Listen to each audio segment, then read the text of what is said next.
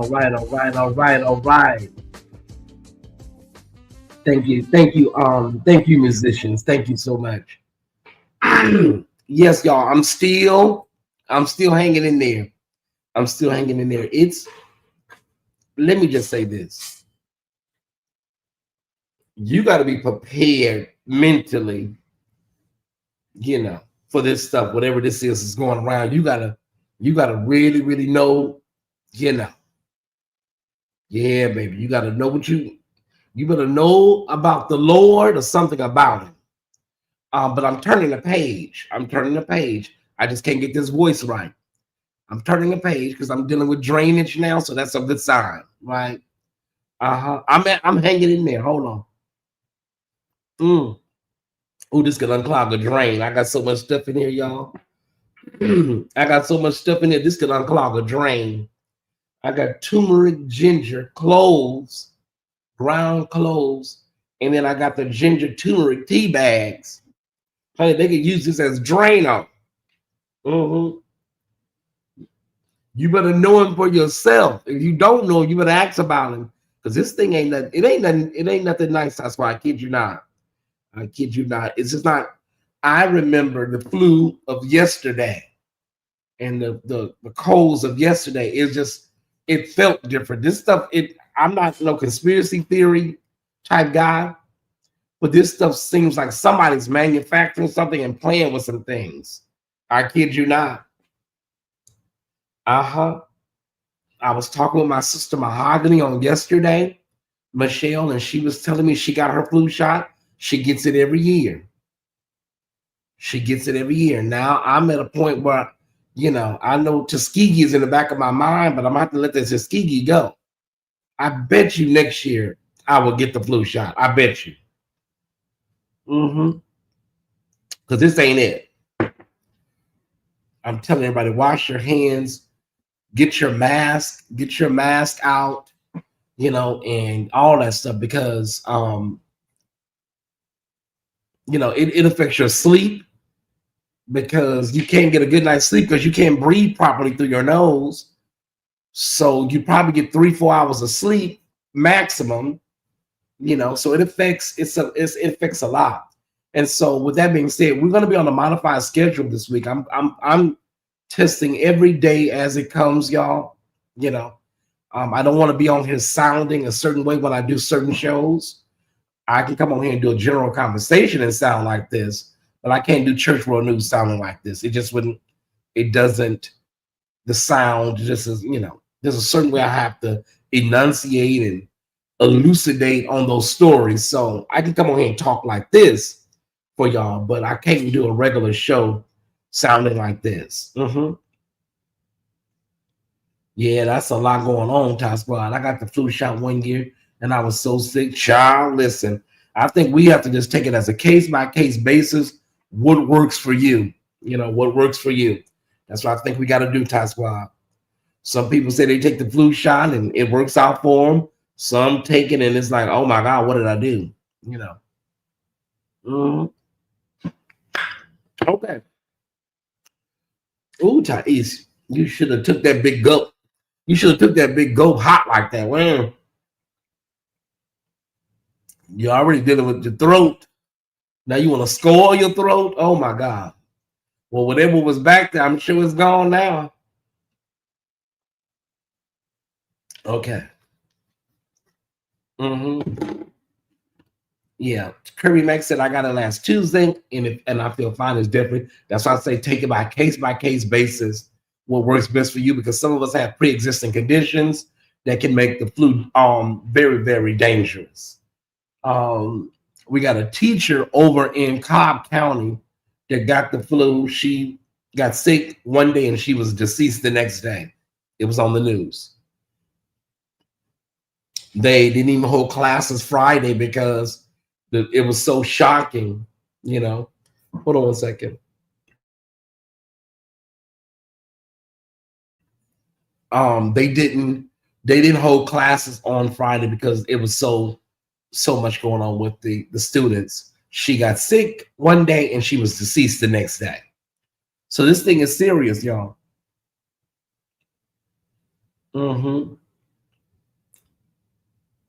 it's been getting. I've been getting the blue shot for years, especially after being diagnosed with breast cancer. It's an option you got to really look at, Tyesse. Something you really got to think about.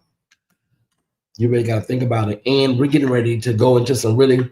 Last night was 30 degrees, and we got to really think about, these temperatures too.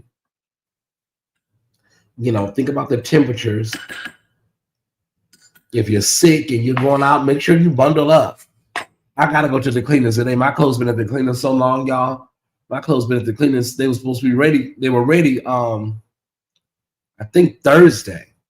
I still ain't been up there, and it ain't that far. But I gotta go. I'm gonna go pick my clothes up today. I took the flu shot and it made me definitely sick. I don't mess with the flu shots anymore. Okay, and that is based on your experience. And as I said, you really have to take it a case by case basis because everybody's immune system, everybody's metabolism, everybody's neurological system is different.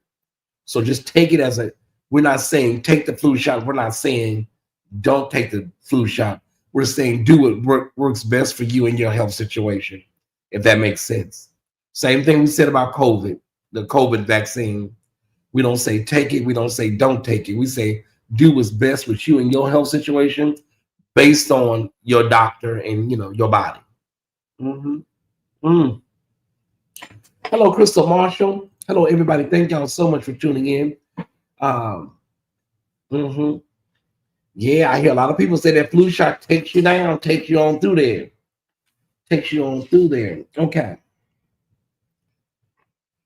This is, oh my God. Whenever you're sick, everything breaks loose in the news cycle, everybody. Everything breaks loose. So y'all know Dr. Hudson, right? Dr. Hudson. He hit me up yesterday. He said, Ty, you going live? Are you going live about this Jamal Bryant, new birth, white man? And I said, I was on briefly. I told him I was battling the flu. And I said, I was on briefly talking about it, but I said, I do want to do some coverage. I definitely want to do some coverage on it. He said, we need you, Ty. We need you right now. And so I said, why am I sick right now when I need to walk through the garden, walk through the atrium, walk through the breezeway on this white man coming to new birth? And I sent Dr. Hudson a notice, a DM that I was going live right now. Thank you, Miss Bales. Oh, that was yesterday. Okay, wait a minute. Let me get some new comments. I was going to say thank you. That was yesterday. I didn't clear none of my notifications. Okay, there we go. I should say thank you, Miss Bales, for $5, but you sent that yesterday. Okay. I need to be in the number right now, and I'm on the mending list. You are here. Oh my God, you're here. You're here. Okay. Well, why don't we do it right now? Are you able to come up now and say anything? Are you able to come up now? I can drop the link for Dr. Hudson and anybody that would like to talk about. I'll just change the thumbnail later. If you want to talk about white Christian nationalism showing up in a Black worship space. You heard me correctly. White Christian nationalism, the extreme neurosis that embodies white Christian nationalism, the gall of it. You really have gall. So if you want to come up, but I'm definitely going to try to put it into, okay, well, just come up and, say what you need to say, brother. And then the link will be available for anybody else that want to come up. The link is available in the chat. Let me see if I can pin the link. Okay, I'm going to have to pin it from over here. The link is available, Dr. Hudson.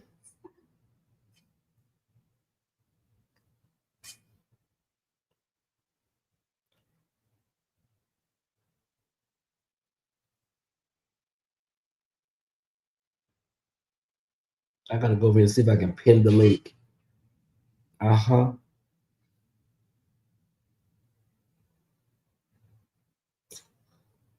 Okay, Tyesse Report. There we go. Does that link work, everybody? Does anybody know? Hey, Cruiser. Hey, baby. Okay, there we go. Now let me, Dr. Hussey, your camera is on. Just want to inform you that your camera is on just in case. There we go. Dr. Hudson, Yes. Can you hear me? I can hear you. I just want to let you know your camera is on. Okay, very good. Okay. All right. Now I think I want to see how. But Okay. you're close. You're kind of close to the camera. I know. Do I need to turn my? Do I need to turn one of my sound off on one of these? We hear you crystal clear. Okay. But is there? I'm getting a feedback. Am I getting a feedback? We're not getting any feedback over here. Okay. All right. Very good. Sometimes if you're on a device, you need to close the window you were watching me out. The window you were watching me on, you need to close that window and just stay with StreamYard. Okay. Let me do that real fast. Okay. There, because I know. So you may have been watching me on YouTube, and then you didn't close that window out, and then you went into StreamYard. No, I'm good. Okay. Listen, Tyesse. Listen. First of all, I want to thank you for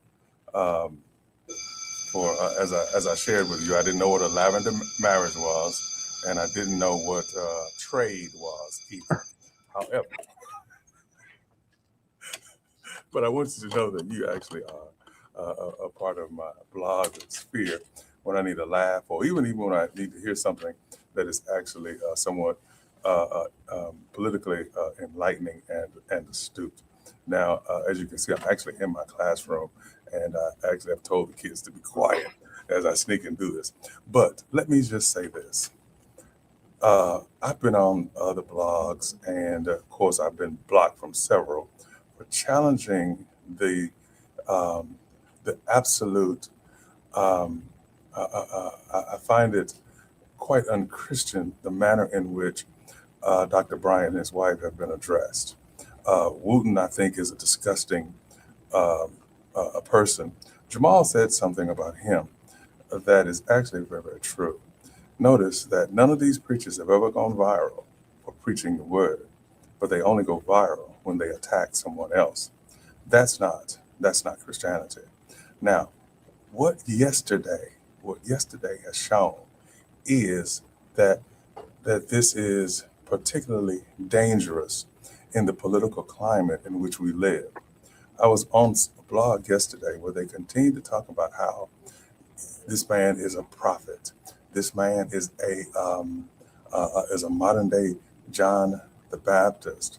And the bottom line is this: had a black man gone into any evangelical or white church in the United States of America where there's obvious a scandal, and where there have been obvious financial misdealings and even sexual abuse cases, there would have been blood in the streets.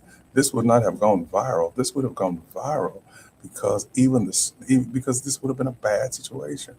What this is nothing more than a form of political intimidation, which there was on yesterday. Now, if you looked at that person and that man, Ty, you were reminiscent and reminded of this. It gave me Westboro Baptist Church type vibe. Fred Phelps. Exactly. Where instead of God hates fags, and instead of saying whatever else, that's what that was. Mm-hmm. And how black Christians would sit there and suggest that this is who we need to be listening to. It's beyond me. But I listen to these people, and I cringe, because these are the people also who are negative toward Kamala Harris. These are also the people who are negative and are silent. I wrote something in several of the columns. I said, where is your voice when Black history is being erased? Where is your voice when the woman in Minnesota is shot and killed? Where is your voice when Project 2025 is almost 70% implemented? What are you going to do? See, because I say to people, I say to black folk, the average black person, you need a tax. You need. You're closer to needing Medicaid and food stamps than you are, and pardon my expression, than a damn tax cut that you're not going to benefit from. And, and what I'm saying, I say that because I'm frightened. You see, because and I don't mean frightened. I attacked a lot of what I call the coon preachers over the Charlie Kirk issue as well, because I had to correct several brothers. How are you going to tell us who to mourn and who to grieve, and then to use scripture that has nothing to do with it? I think the worst ones are these Ephesian 2 Negroes who want to take blackness away from who we are. Nobody ever mistreated you because you were a Christian. Nobody ever did that. People mistreated you because of the color of your skin. And now nobody's going to treat you any differently. They will give you a place. They will give you a place to say you're not like the rest of them. That becomes the new dividing line. I'm sorry. Let's not die. I'm No, sorry. you all right. You're all right. But the thing about it is that the optics of that for me was very triggering Yes, yes. because we know the history That's it. of black people and our worships, for instance, being attacked by the Klan, being Exactly. attacked by even in modern times, Right. neo Nazis, white supremacists. Exactly. We know it. We know what that looks like. Angela Davis spoke about it. Hmm. Interviewer asked her about violence, Hmm. and she gave them the history of Birmingham and She grew how up they. in Birmingham.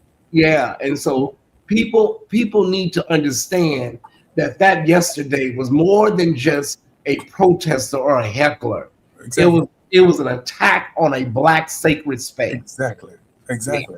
And that's precisely what that was, and what the Wootens and this other Negro out of North Carolina, who is horrifically, he kept using the You don't word. have to say it, but I know what you're. Yes, yes. Yeah. He Mhm. kept using that word, and he kept saying, he kept making these other statements and calling Dr. Bryant a pimp and a bisexual pimp and all Yeah. this. And he came across as very. I looked at his bio. There, it said he attended college somewhere, but there's no graduation. Yeah. So, and his demeanor, there's nothing that comes across to him, to me, as an educated man. No. He comes across as a man who perhaps who perhaps has been trained by the Wootens to from a very Eurocentric, strict Paulinian gospel, that they have not done anything as far as understanding the context of the text. And I think that is where a lot of our people are lost. So therefore, they're able to talk about and scream about holiness, and they become so absolutist in their preaching and in their teaching. And so either you're like them and you're holy, or you disagree with them, or you're going to hell. Well, I understand the Word of God, teach the Word of God, preach the Word of God. Pretty good at it too. But I say this at the same time: understand that that life does have nuances, and Hmm. life does have context, and and sometimes we have to understand the way we've been taught the Word from such a biased point of view. I had to tell black preachers, go back and study something called the doctrine of discovery that set the base for white supremacy, which meant that we're allowed to teach that Columbus discovered America because there were no Europeans there. There were no white people there. So consequently, they could be subjugated. You're allowed to say that certain parts of Africa deserved to be colonialized because there were no Europeans there. You see, so we have to reteach the black clergy, the unlearned black clergy, that that there is more historical context in what the scriptures mean, what they wrote, and what was said. From Tinsdale who took out commas and things based upon political pressure. Then to get to King James, which was also to do for complacency in the kingdom. But these people trouble me, Ty. They trouble me, and and and, I'm a heterosexual male, educated man, and I could ignore and pretend, but but there are people who are vulnerable. It's like Dr. Newman, as he said, when they came for the trade unionists, I didn't say anything. When they came for the socialists, I didn't say anything. And then when they came for the Jews, I didn't say anything. But then when they came for me, there was someone to speak for me. And I think there are a lot of us, these people who do nothing to uplift. I'll say what I have to say about my fraternity brother, Dr. Jamal Bryant. With all of his flaws, the brother is a leader. Yeah. And brother, and in fact, uh, uh, I met his father. I was a student at Grambling in 1988, and I was a young preacher, and we came over to hear his father preach from school back over in Shreveport. Dr. John Henry Bryant. He had not been elected bishop then, but I know the brilliance from whence he comes. Now the other flaws, I understand. The other flaws, they have nothing to do with. Well, let me just say this: they are not deserving. They are not deserving of the attacks and the attacks on his wife. You know what? I keep going back to the attacks on the wife, based upon a dress to a non-religious event. Hmm. Ty, I say this without any reservation or fear of judgment. I like pretty women. I like beautiful women. I do. Hmm. So There's nothing wrong with it. exactly. And each of those men, I'm assuming they do, but sometimes thou seems to protest too much. It makes me wonder. That's true. And that was another man's wife. What is holy about calling another man's wife a $2 whore? What is holy about saying to your congregation, he ain't hitting it right? What? My children are sitting in the audience when I preach. My family is sitting in the. Do you really think what glory does God get from that? Where is that in any biblical text where it does not affect you? It doesn't affect you. You Yeah. know, it raises questions, Thais. It does. It raises a lot of questions. But when you see all of these male preachers and male YouTube content creators lambasting Dr. Carey for her dress, Yeah, it is rooted in patriarchy. it It is is. misogynoir, and Yes, it is an extension of a lot of the things that are rooted in the Bible. it is. The It is. Bible is very patriarchal. So Yes, yeah. and I think some of that, some of the church haters, like a Corey Holcomb, who made some very ugly terms, which I think he's a disgusting misogynist anyway. But for the secular men, the non-church men, how much of that do you think is also rooted in lust Mm. and a desire for people? You understand? You understand? I really, I do find that because these are the same people who belittle other women, and they are quote unquote anti BBL, which I have no evidence that she has BBL. I don't care, but those are the same men who also will come back days later and talk about how they tricked off money in the strip club. I don't go there, but Thais, you've heard that. Yeah, I've heard it. Yeah. You've heard the same people, and then Yeah. they use negative terminology toward women. Thank you, Dr. Larry Reed. I'm assuming maybe I'm talking too much, but thank you, Dr. Larry. Uh, But yes, I just think there's a tremendous amount of hypocrisy there. The church is not going to hell because of that woman's dress. Mm-hmm. It's not. It's not. Yes. Okay, I see here. That's Bishop Felton. All In right. the early 16th century, Tyndale's New Testament was first published in 1526. Punctuation was inconsistent, fluid, and largely the printer's responsibility, not the translator's. And however,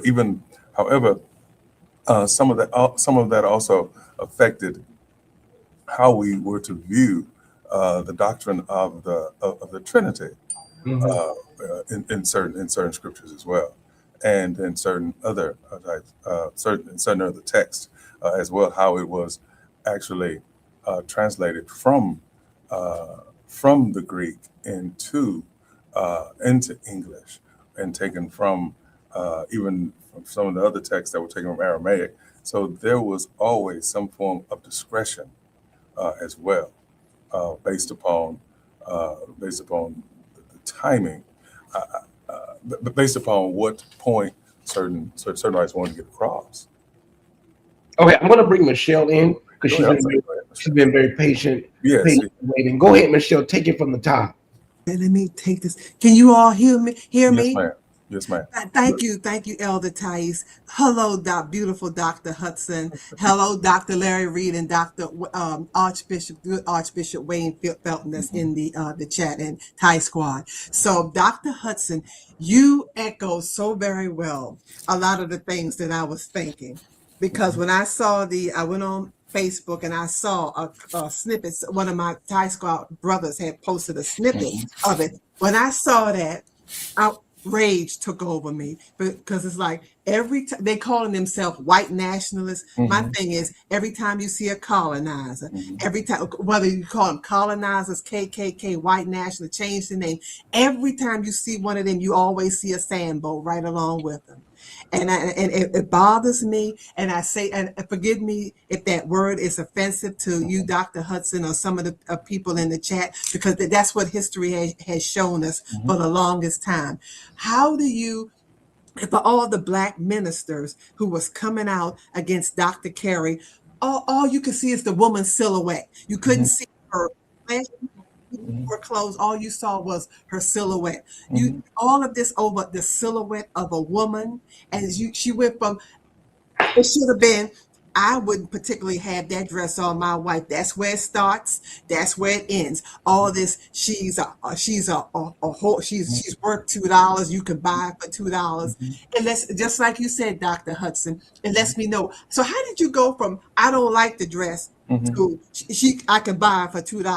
How do you make that connection? Just like you said, it's something that wasn't fire in his bones, it was fire someplace else. Exactly. And why not stand up in the pulpit and say, as a man, me looking at that turned me on. I can respect you saying that versus you going down the aisle of questioning her character. And also, when I saw that white man in that lobby and the Black people were just walking by like it was nothing, I'm like, okay, where's all this victory? I mean, you all are a little too passive, and you all a little too comfortable with this white man standing in this lobby.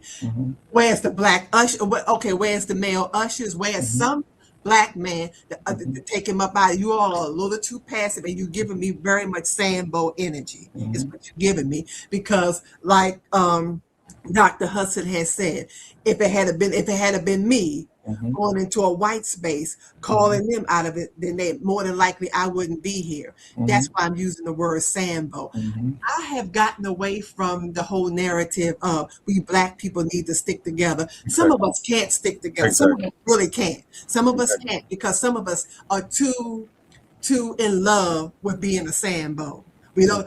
Some of our people love being a Sambo, and they don't want to stop. They don't want to stop being a Sambo. They want to really perfect being a Sambo. And Dr. Hudson and Elder Tyesse, now when I hear the word holiness, it makes me think about a house Negro. To me, depending on who's using that word holiness, Exactly. it make me hear the word house Negro. Because what are you really trying to do? And why do you want a woman not to be beautiful? Mhm. What do you want her to look like, the mammy? What do you want her to look like, the Gone with the Wind mammy? Do you want that trope? Is that your whole idea of holiness? Because back in the day when women were dressing holy, Dr. Hudson, that's what they look like. Mhm. They look like a Louise Mhm. Beaver's character out of Mhm. Gone with the Wind. That's what they look Mhm. like. They had their head, they had those doilies on their head, Mhm. they had everything covered up. They looked like the most homeliest women, but yet they were the most beautiful. Mhm. And it's like, what are you saying? All these. And another thing, when our men get on a public platform and call our women those names, it gives space for that kind of It foolishness does. and walking through. He feels entitled because black men are calling you a whore. So, well, what do you got? He felt like Exactly. I'm in good company. I'm just saying what your own Exactly. people are calling Exactly. you. If your own people are getting in on public platforms and calling you a whore, so I don't feel it must be right for me. Just like we have a terminology in our culture that we use amongst each other, Mhm. they feel like they should be able to do it too. No, no. You don't do what I do. You don't Mhm. do it. You don't have you don't have the permission or the space to do what I do. He should have been up out of there. He should have been up out of there and tossed in the back with the rest of the trash. So Mhm. thank you for hearing. Thank you for hearing me, Elder Tice. Thank you, Dr. Hudson.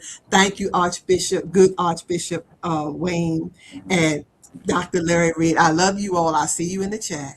All right, love you, Michelle. Okay, I have a clip. I'm gonna just play it really quickly. I don't know how much more time you have, Dr. Hudson, but I'm gonna just Go ahead. play it really quickly. Because you make his name a laughing stock of, you blaspheme the name of Jesus Christ with your harlotry, with your whorishness, your wickedness, your filthiness. Your prayers don't even reach the ceiling. You pray to demons. It's time to get right with God. The God of the Bible is going to destroy you unless you repent. Your materialism, your racism, and all of your high-mindedness is going to end when Jesus returns. Jesus Christ is coming back in flaming fire. He's taking vengeance upon those who know not God and obey not the gospel. Oh, you need to repent. Your pedophile co-founder is in hell right now, and you're going to find your way into hell with him unless you repent. Jamal Bryant, you're a wicked dog, a vile bundle of sticks. You deserve the lake of fire you're going to get when you die. Kids, read the Bible.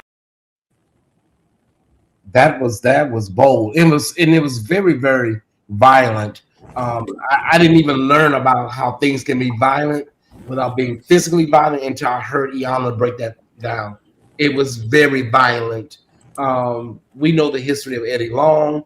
We know Jamal Bryant's past proclivities. But you be really, really hard fetched to go find a ministry or a church nowadays where there isn't something in the past lineage or the history of some of these ministries. So I don't know, but that was very disturbing, Doctor.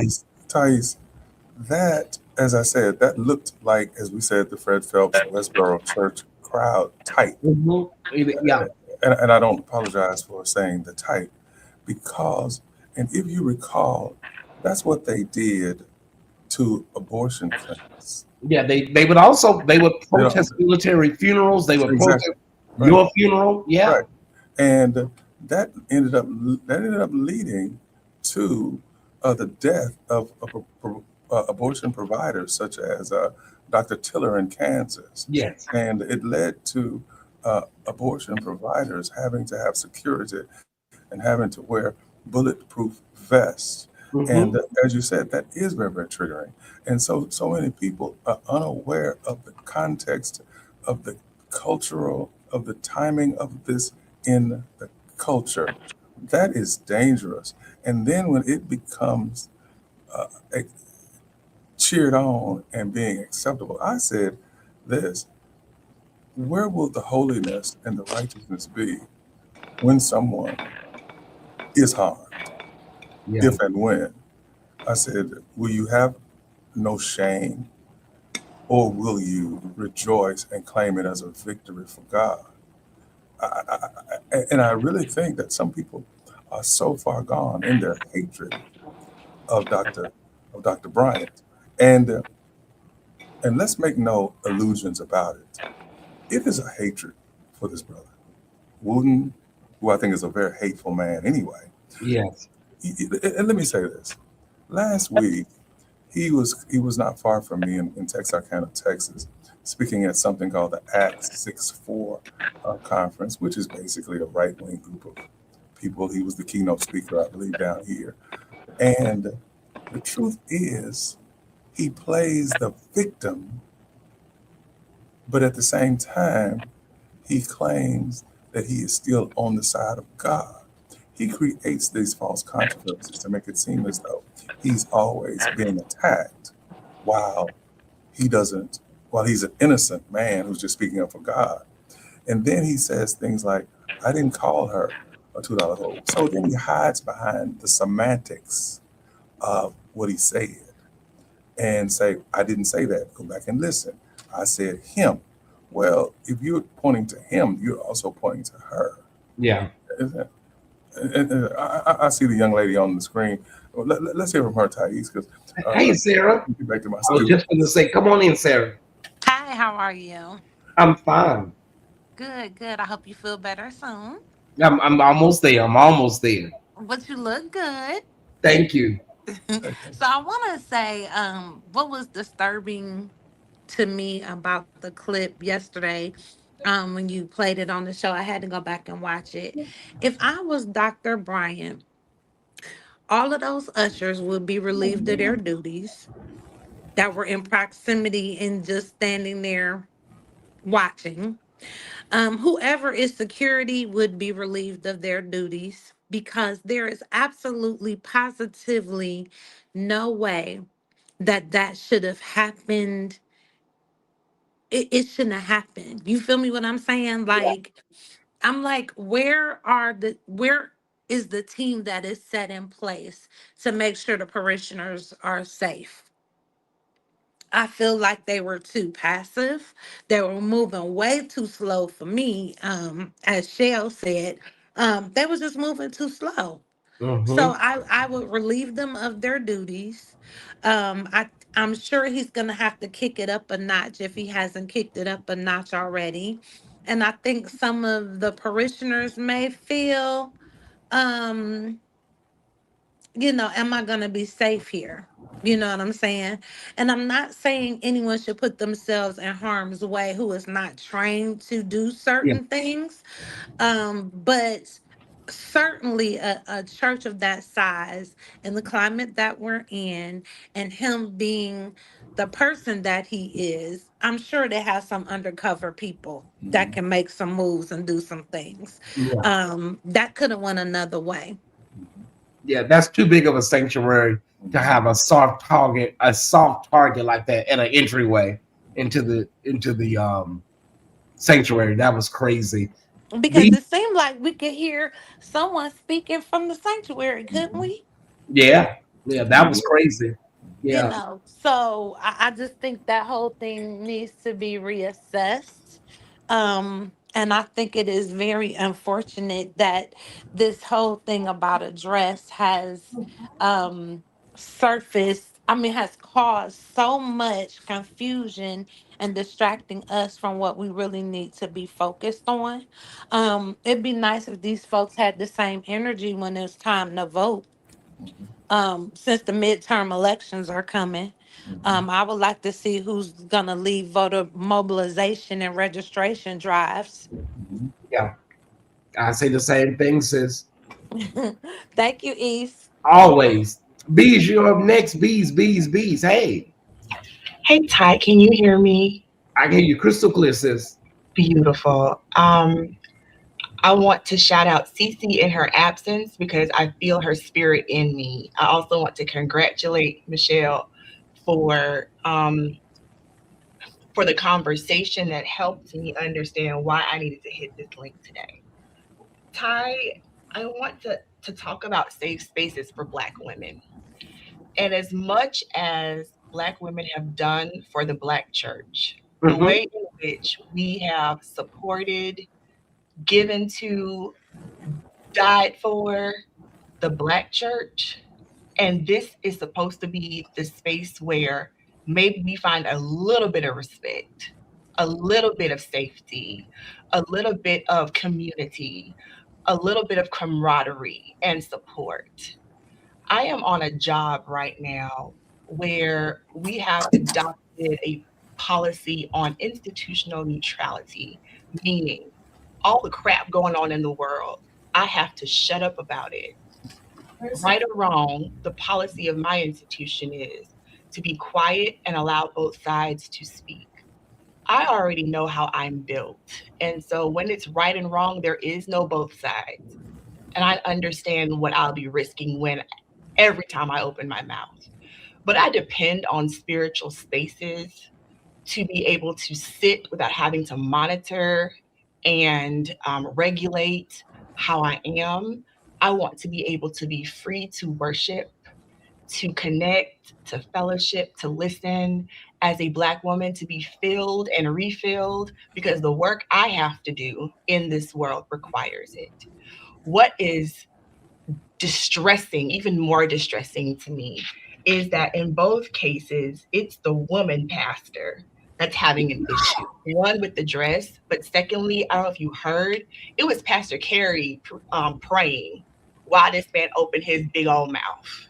So she's up there operating her gift, and homeboy is outside maligning her, and nobody has something to say. I'm sorry. Like, you're not gonna do this in front of me to cause harm to anyone that I know, but certainly not to another Black woman. And shame on every single Black man preacher. Shame on you for not covering, for not loving, for not operating in wisdom, discretion, and discernment. Thank you for showing us once again who you are and validating why we're leaving you in droves. Black women deserve respect. As much as we've poured in, we deserve to get out. So if this is what we're starting off 2026 in, I'd like all Black women to join me, and I will join y'all in reaching into ourselves, into the soul and the spirit that we know we carry and we know where we get it from, and we will create our own spaces and do what we need to do. But I just want to call shame today and just say shame on the church for turning its back on Black women. Thank you. Thank you, Bees. Always, always love you. Love you too.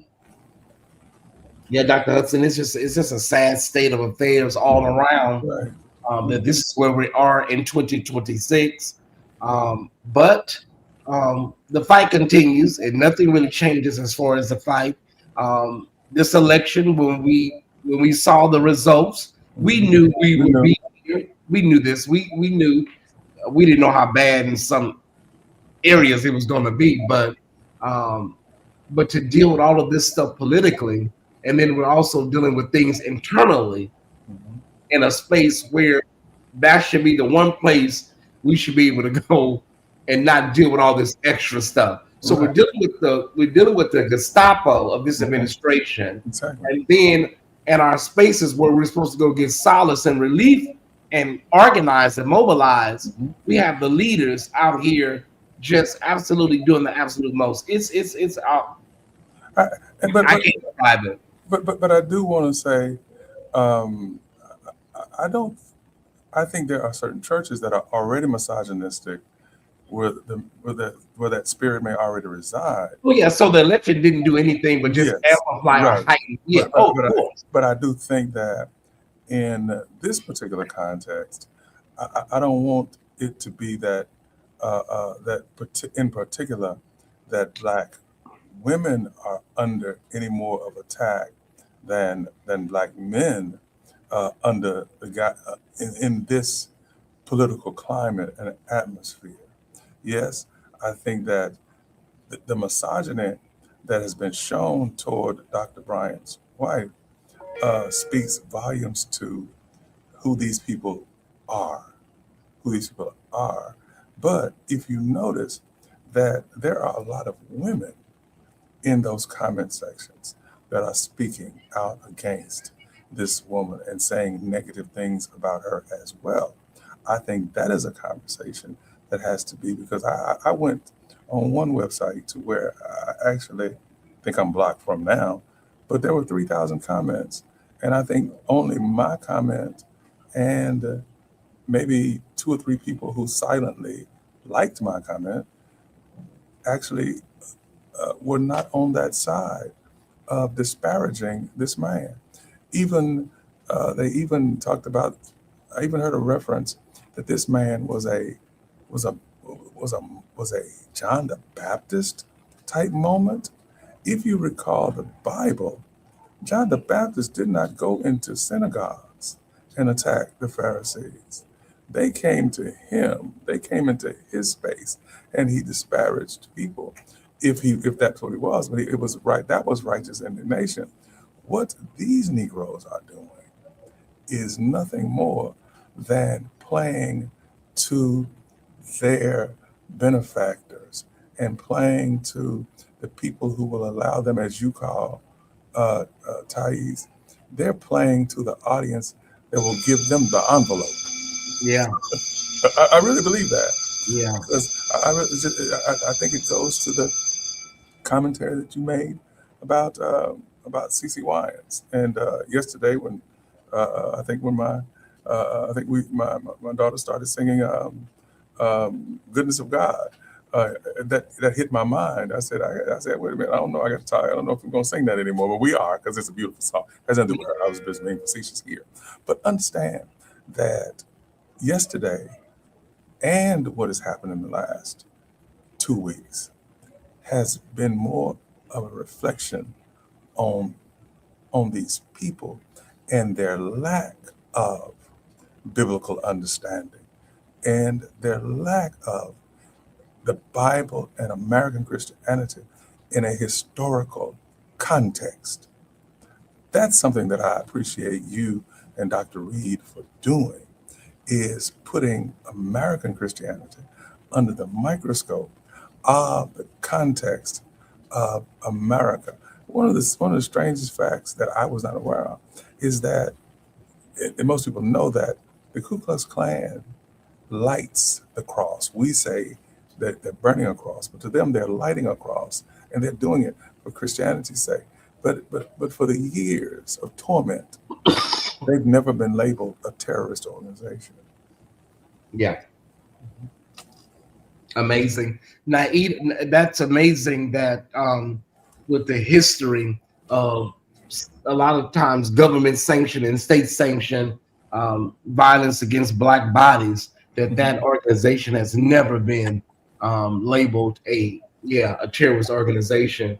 They don't even like saying white Christian No, nationals.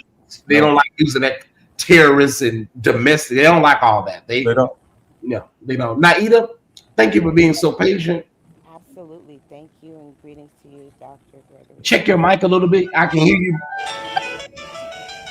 Wait a minute. I can hear you, Naida. Check your mic a little bit. Okay, how was that? That's better. Okay.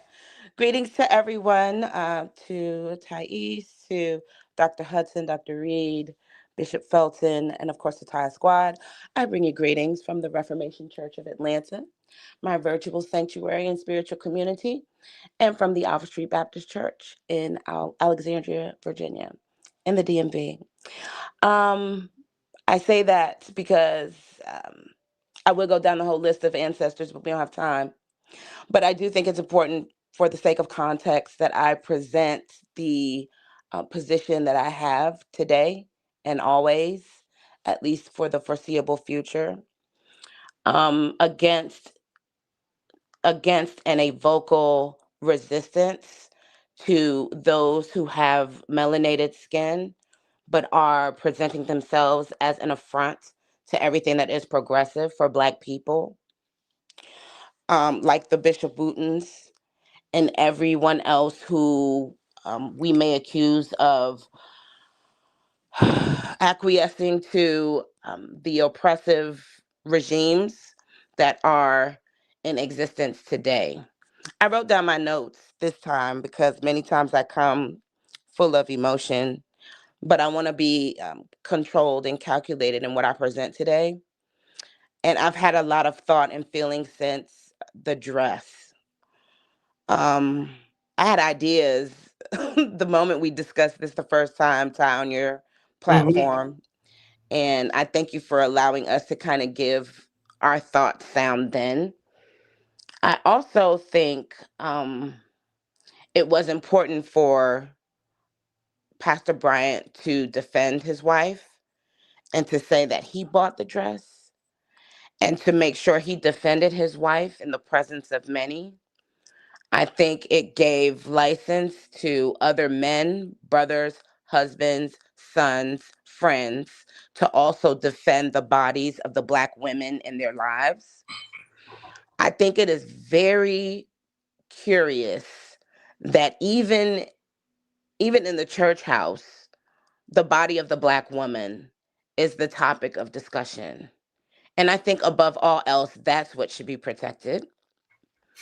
It is disturbing that there are other Black women who are missing that and are only seeing, for the sake of, quote, holiness, what is appropriate and is not appropriate for a woman who is married and with her husband in the dress in question, whose husband had no issue and later came on to defend it. And these same women still take issue and are not only vocal, but disrespectful in their commentary. You don't have to like the dress. You don't have to like that she wore the dress, but she is deserving of respect in the dress and outside of the dress.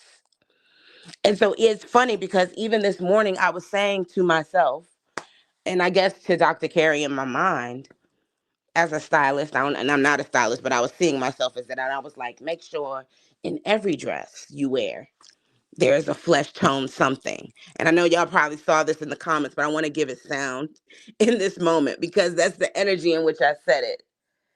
This is a turning point. Catch that, Dr. Reed. But it is a turning point for the Black church, for the Black woman, and yes, even for the Black man. Because this is an opportunity for each of us to show up as the essence of who we are in this day. There is such an attack on all things in our community that should cause us, regardless of where we are in the society, what it is we do for work, who our clients are, we should be able to vocalize what it is we feel without fear of retribution. And I think for that reason, we're finding a lot of people just liking comments instead of saying what it is they feel. Let me hit my notes quickly. I don't want to run up the time. I need for people who are on pulpits, who are pastors, to focus on your flock. If you don't like the dress, Bishop Wooten, there's nothing wrong with you saying you dislike the dress.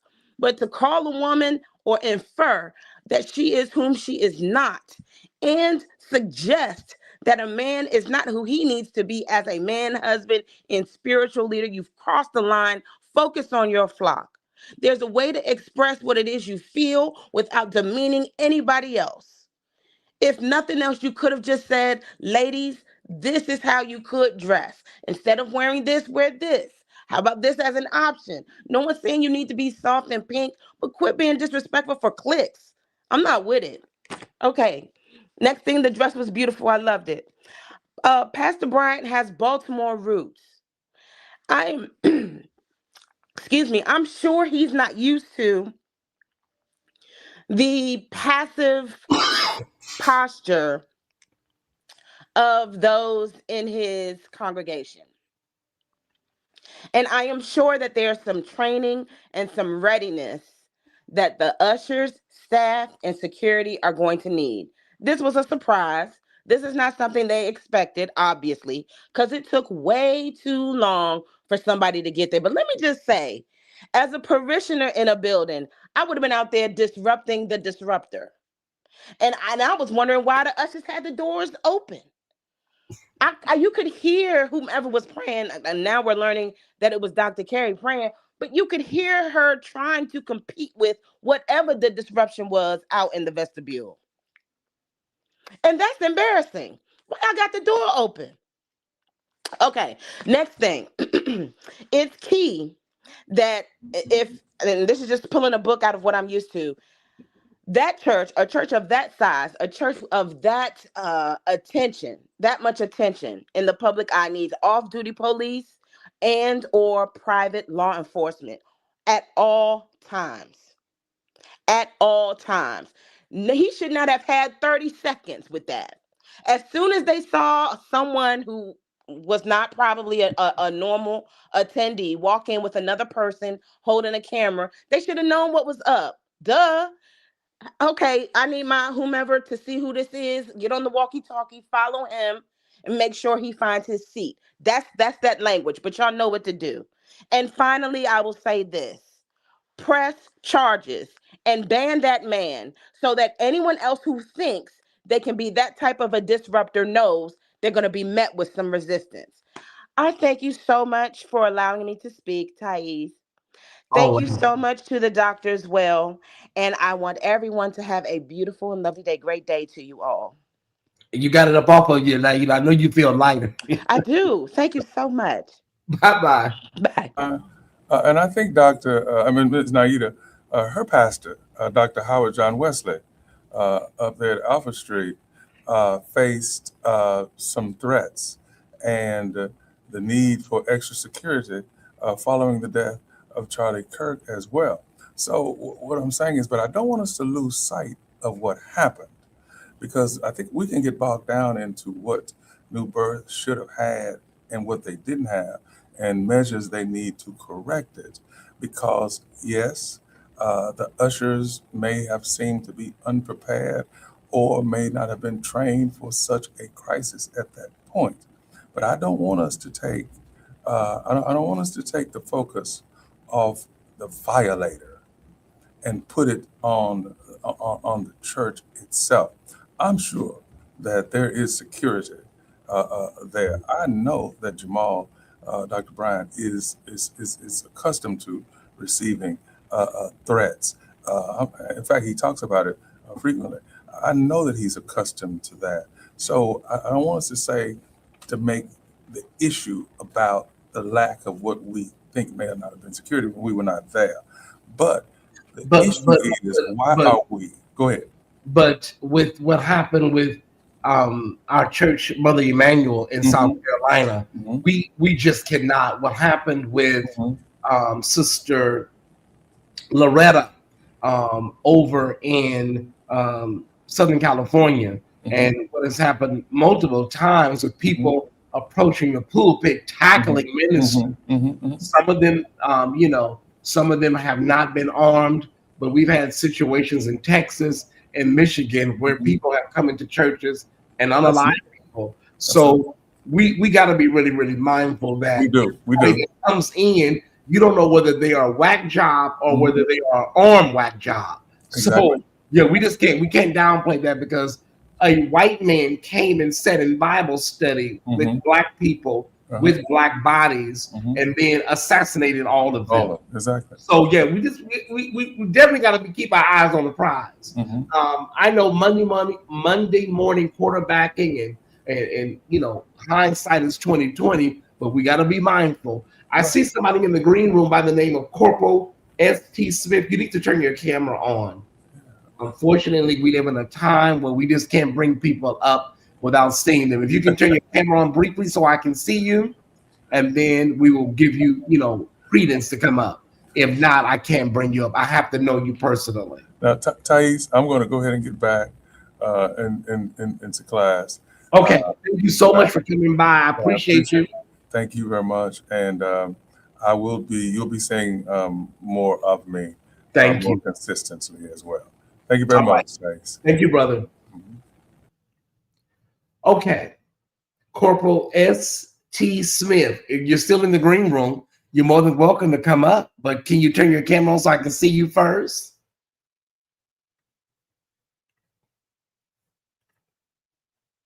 Okay, well, you can just hang out in the green room. All right. The link is available for anybody. I'm not sure about, I may be able to pull something off tonight.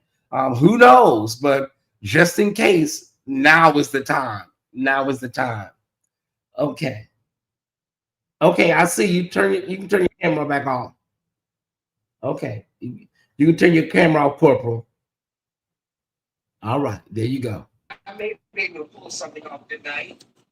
Okay, Corporal, can you turn me off in the background? Yeah, I'm gonna step somewhere.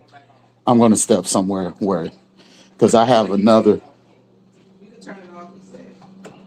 Yeah, because I hear myself. It's okay.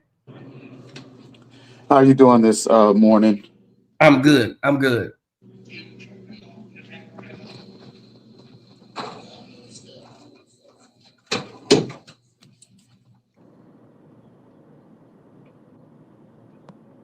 Can you hear me now, Tyesse? I can hear you perfectly, sir. I spent many years in law enforcement, public safety, and security. Okay. I've worked Atlanta. Matter of fact, we just returned to Atlanta in the last week. We're literally just waiting for some things to tie up on our residence. So literally, I just left Dallas, Texas in the last couple of days. It's not even been a whole week I've been back in Atlanta. I've attended New Birth as a young man. I've attended many different large churches, whether we're talking about Earl Polk, whether we're talking about Eddie Long, whether we're talking about Creflo Dollar. Security should be of the utmost importance when we're talking about parishioners. I won't get into the things I may or may not agree with on speculation on the dress or should it be this or that. But I will state this. I told my wife, who's in another room, this was going to be an outcome due to him speaking on this from the pulpit. I think we're missing a point. I don't want to get into semantics of if I agree that it was appropriate to wear or not wear a dress. I think every person has the right to do things that is within their constitution of the way they live their life. When I'm speaking with my wife, I'm sure many times she would come on here and say, he doesn't believe that. He doesn't believe that. He says this to me, but I don't believe that I should push my views onto someone else just because they're my views. However, saying that, what we saw in the public safety realm, rather, like the young lady said just before I came on, and that's what hastened me to come on. I've watched you from a distance, listening to my wife as she listens to you, and I'm often commenting in the back. And this one, I just had to come up because this is my sphere of influence. I've done it at large churches. If you've heard of Denton Bible, I've done law enforcement at Father's House in Dallas, Father's House Church on the Move here in Atlanta. I've also done some stuff at Eddie Long's church for graduations. I've done it at Earl Polk's for graduations. I've done stuff at the Georgia World Congress Center. I forget the name of the Congress Center near to the airport. Like I said, I've only been back a week, but I've done it all over the Southeast, and even in Florida, I've done things with family. The most important thing when you're looking at safety and security is you have to, and I want to correct you, the whole church is a soft target. That gentleman was not the soft target. The whole church is the soft target. So the strong person or individual should be the security team backed up with the police that were there. And also, you should have some possibility of the actual ushers or some group within that security platform that goes between ushers and security to actually strengthen the soft target. I've worked schools individually and in a group. I've worked, this was really a bad look, both for the security team and for the parishioners and for us as a people. We shouldn't have anyone entering our sanctuaries. As you said, you were a member at I think it's Mother Bethel over in South Carolina. My brother. Well, I wasn't a member. I'm from Los Angeles, but Mother Bethel is etched in everybody's memory because of what happened. Oh yeah. Yeah. My brother lived in South Carolina. My brother and my mother lived in South Carolina. Emmanuel, I'm sorry. That's it, Emmanuel. Thank you. They lived in North Charleston. I forget the physical town, but they lived in North Charleston at the time. And it was such a scary thing for me, even being in law enforcement. What I saw on the video, I watched it overnight as my wife was sleeping. She didn't even see it. I saw it when it first came out, and I kind of shied away from it because this is what I was trying to tell her when I said this is going to open up the floodgates to all kinds of yahoos that believe this. I struggle today with the Bible. I want to be very clear. I love God, but I struggle with this version of the Bible that people are pushing down our throat and calling it religion. Religiosity and the whole thing that happened to us through the transatlantic slave trade.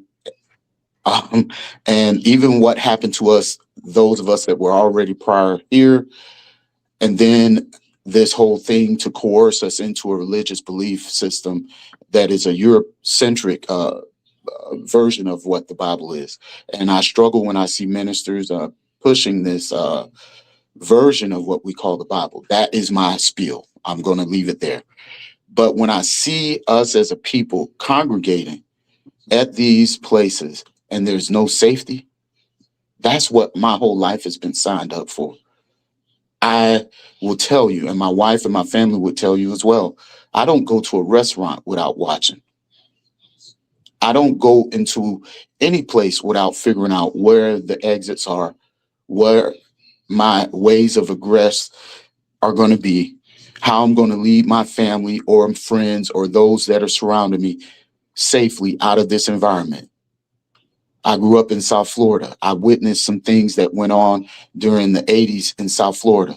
So I'm not shocked at the day that we're coming to when we have a whole group of individuals, whether they agree with us or they don't agree with us, and then to have one to enter a holy place, whether I agree with that place once again or not, or that statement, but it is in many people's eyes a holy sanctuary. And I would never go into someone's place and do something of that nature. What that man did, it's just as bad as someone going in there with physical weapons and harming another person. Yeah. Now, I do agree with the young lady on that. That was pretty bad. Because if that gentleman had any form of weaponry or any form of IED or explosive, we would be talking about something totally different at a church that I attended at one time. This is the point I'm getting at. We have got to start thinking about the words that we're saying. We have got to start really empathizing with those people that may or may not look like us, whether we're talking about gender, whether we're talking about same sex, whether we're talking about whatever the scenario may be. Just because I may or may not agree with some of these things does not change the way I would secure you if you had me as your security detail.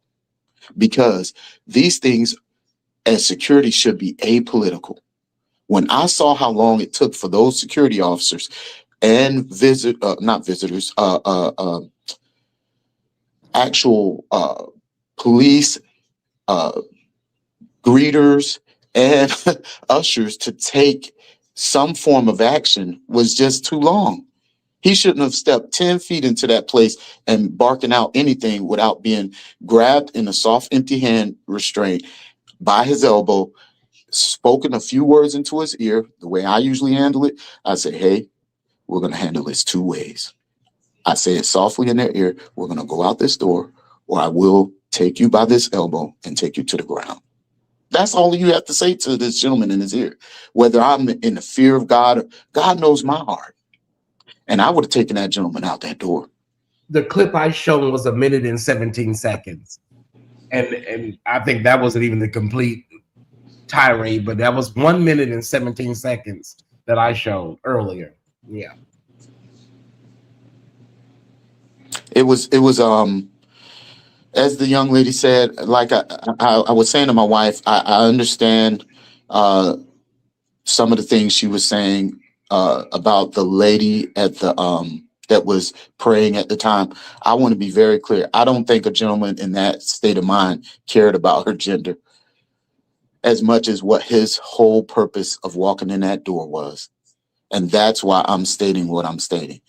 I pray that my words received you well, that I've spoken well, and I've spoken in regards that my family would know that I love and respect the Black community.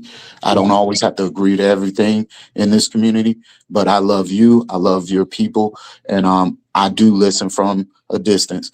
And I don't agree with everything, Tyesse, but I want you to know there's a brother out here that does love you and does want to see you successful, even though he may not always agree with everything you say, brother. That's fine. And your wife just hit me up in the inbox, so I appreciate you, and I appreciate you as an extension of your wife. Thank you so much, brother. All right. Joanne, thank you for being so patient. Thank you, Ty. I just wanted to say I've been on for a while. I wasn't here from the beginning, and I was scribbling mad notes because I'm during my planning period now. Okay. And I wasn't going to say anything. I was going to save my notes and send them to you, Ty, later. But then Naida came on and just everything. She challenged me to speak up, and so thank you, Naida. I put my notes while everybody else was talking. I put my notes so I can clean them up because I know this is going to be listened to. So I'm just going to read my notes. Number one, why in the world did this situation happen? My question was, why was he even not accosted or met at the door with a camera? So here's some things. Implicit bias working in reverse. In many churches, especially multiracial or historically Black congregations, there can be an unspoken reluctance to confront a white man for fear. Fear of being perceived as hostile, angry, or racist, escalating into conflict that could bring external scrutiny, because we love to be so polite, triggering past trauma tied to authority, violence, or power imbalance. We sometimes are too protective and too cautious. And that is, especially in the South, we give deference to white men. Number two, assumptions of authority or harmlessness. And this is another implicit bias in us. There is often an unconscious belief that a white man belongs anywhere by default. His behavior must have been reasonable, and there must be a reasonable explanation for him to come in here. And someone else is going to handle it. Just like Naida said, no, we need to handle it. Sometimes we think somebody else is going to handle it. No, it's time for us to use our voice and handle it. Then we have too much conflict avoidance culture in our churches. We prioritize peace over accountability. We don't like to make a scene. We want to institute grace instead of having boundaries. This can result in disruptive behavior being tolerated longer than it should be, especially if the person is perceived as volatile, unpredictable, or mentally unwell. I got two more. Uncertainty and fear. People may be silently asking, is he unstable? Could this turn violent? What if we're wrong? We freeze sometimes because of uncertainty and fear. Silence becomes the default. As Naida says, sometimes we got to open our mouth. And then the last one that I heard some of this being addressed, lack of a clear protocol. If a church doesn't have trained ushers or safety teams, clear authority for intervention, and agreed upon steps for disruption, then nobody knows who's supposed to act, so nobody does anything. So that's one of the things why we at schools, we practice what? We practice, unfortunately, intruders. We practice if there's um, a, a, a, a accident. We practice, and we got to do the same thing. Okay, Drill, thank you for your drill. time. What you're talking about is Thank you. drills. We do drills, Joanne. Thank you. Yes, sir. Yes, sir. So I love you. listen, we gotta really do better.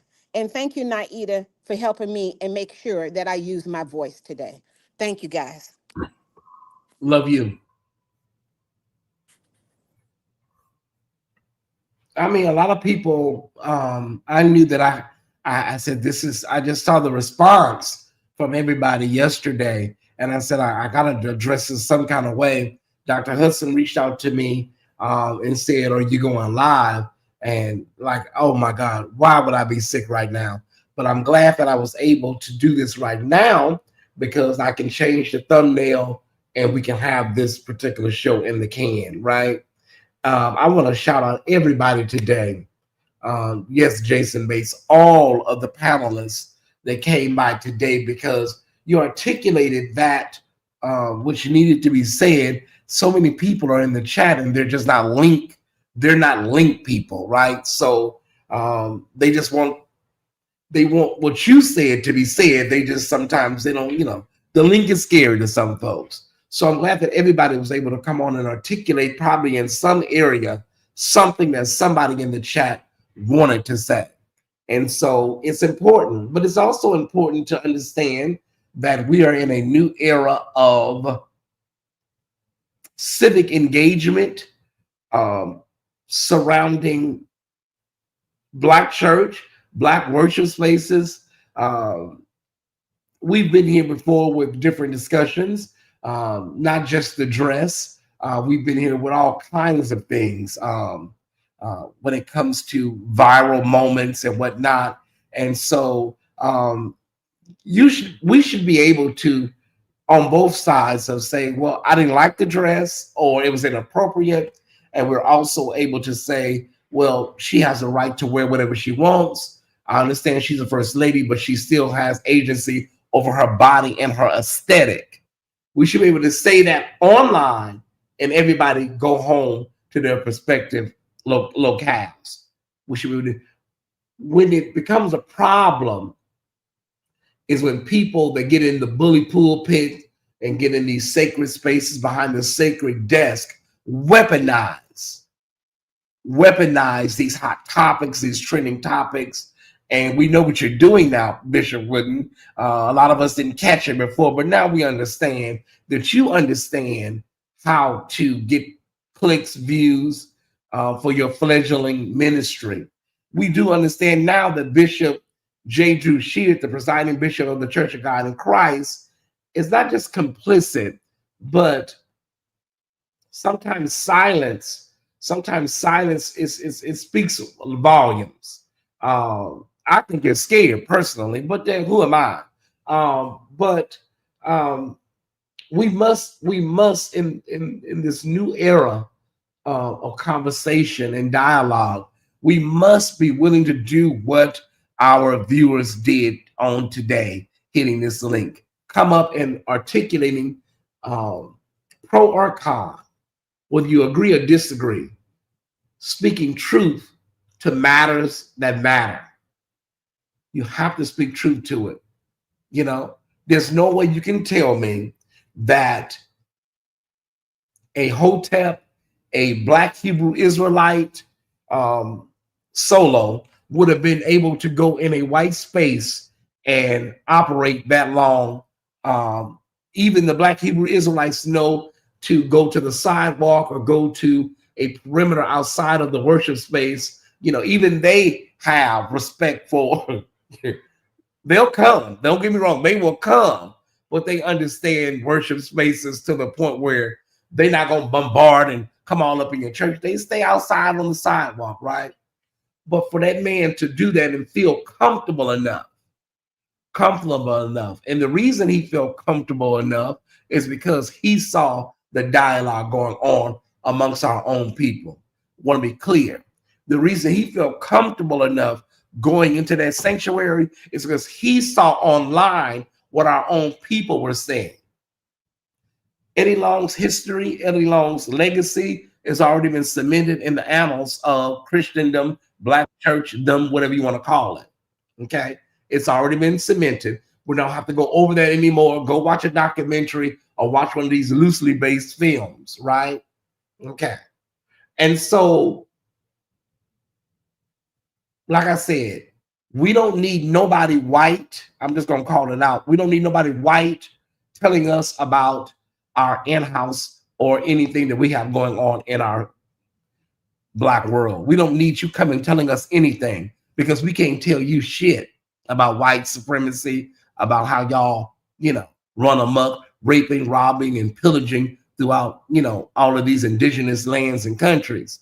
We can't tell y'all nothing. So how the hell do you think you can come and tell us anything about our Black history, our Black legacy, our Black spaces, our Black women? You are bold. And in any other time, and if you would have went to the wrong church, you might have left there leaking. You might have left there leaking at the wrong church. I know some churches in LA where you would have left there, you wouldn't have left the same way you came. Good afternoon, Reese. Hey, Ty, how are you? I'm hanging in there.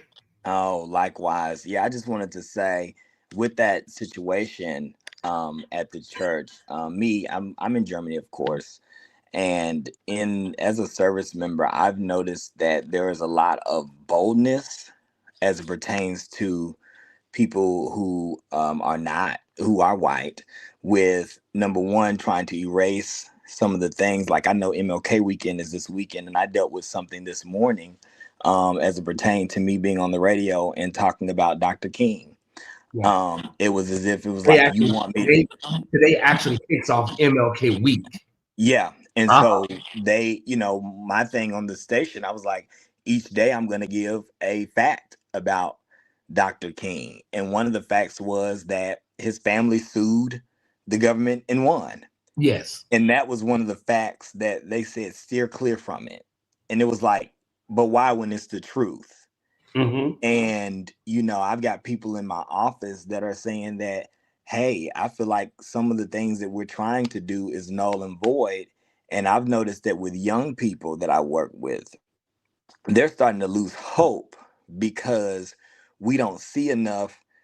I remember when I was growing up, I would see preachers stand up and kind of band together and with Bishop Wooden, it would have been somebody saying you wrong. You don't use the pulpit for that, and now with other people, they're not seeing anybody stand up and speak against people like Bishop Wooden or to stop that white gentleman from coming in the church. Like, we wouldn't have even been able to get away with that over there. Yeah. So it's very disheartening to see that it's 2026 and our Blackness, every aspect of our Blackness in all sorts of spaces is trying to be erased. And then even being over here in Germany and seeing people, it's some of us that are trying to also erase our Blackness. Yeah. To assimilate because we think we're going to get somewhere else. But I don't know if people have realized it yet. Most white people really don't care much about us. No. And it's tough.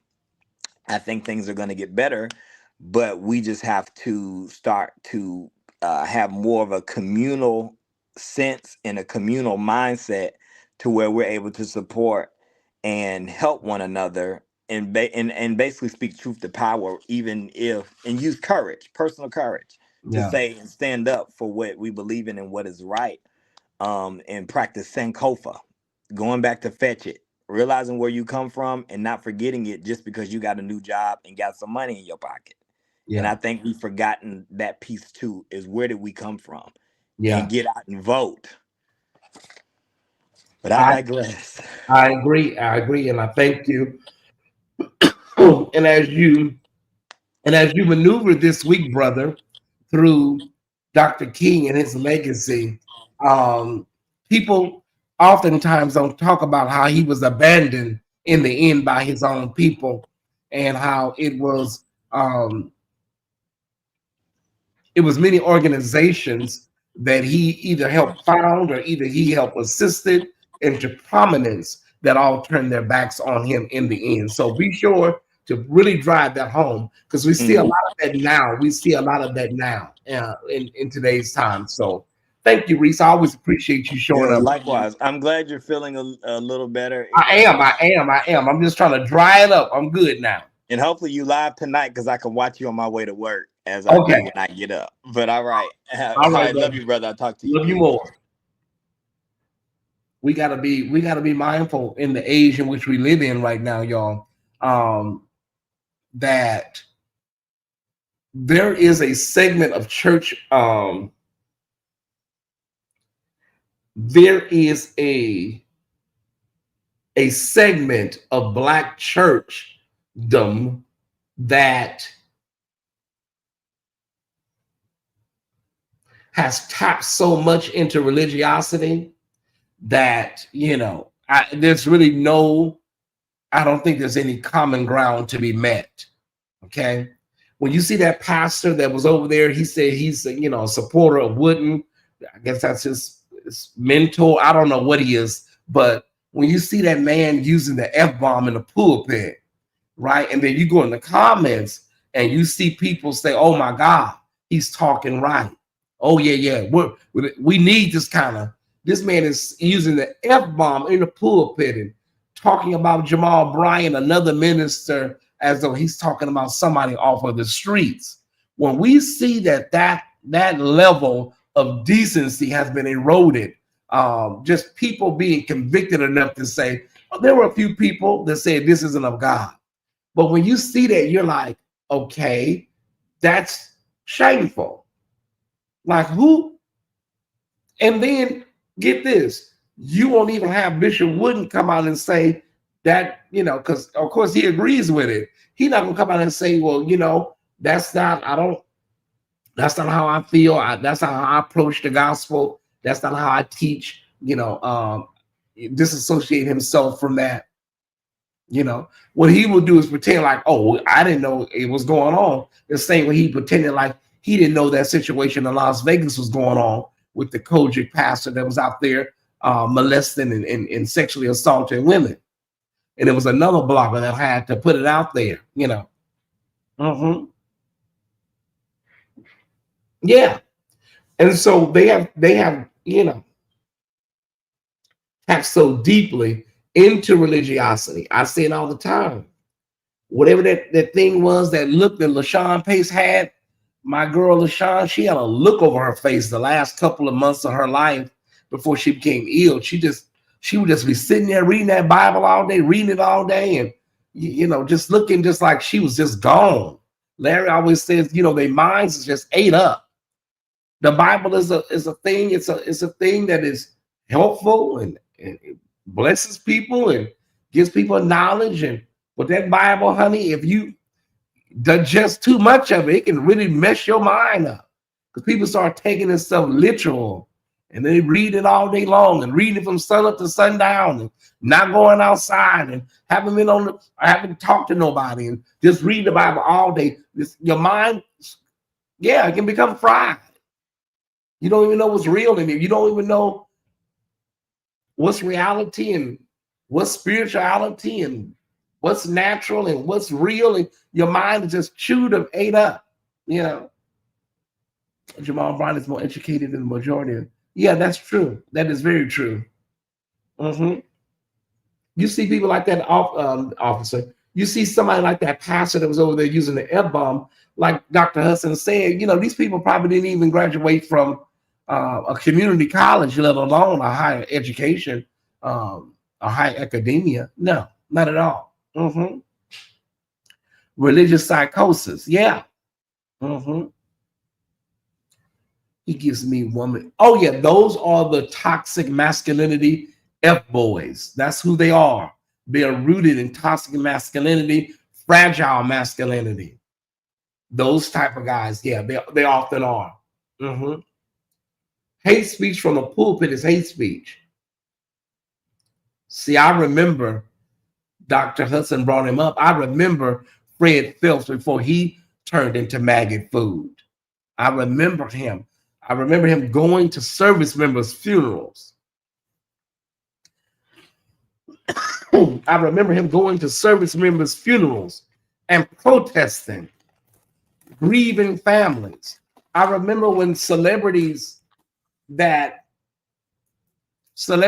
help with the philanthropic endeavors of HIV/AIDS, and celebrities that help with causes that were necessary for the LGBTQ community, he would go and picket their funerals with signs. The grieving family is coming out of the church, and he got signs, that person is rotting in hell, they're burning in hell. And he passed that hatred along to all of his children and grandchildren.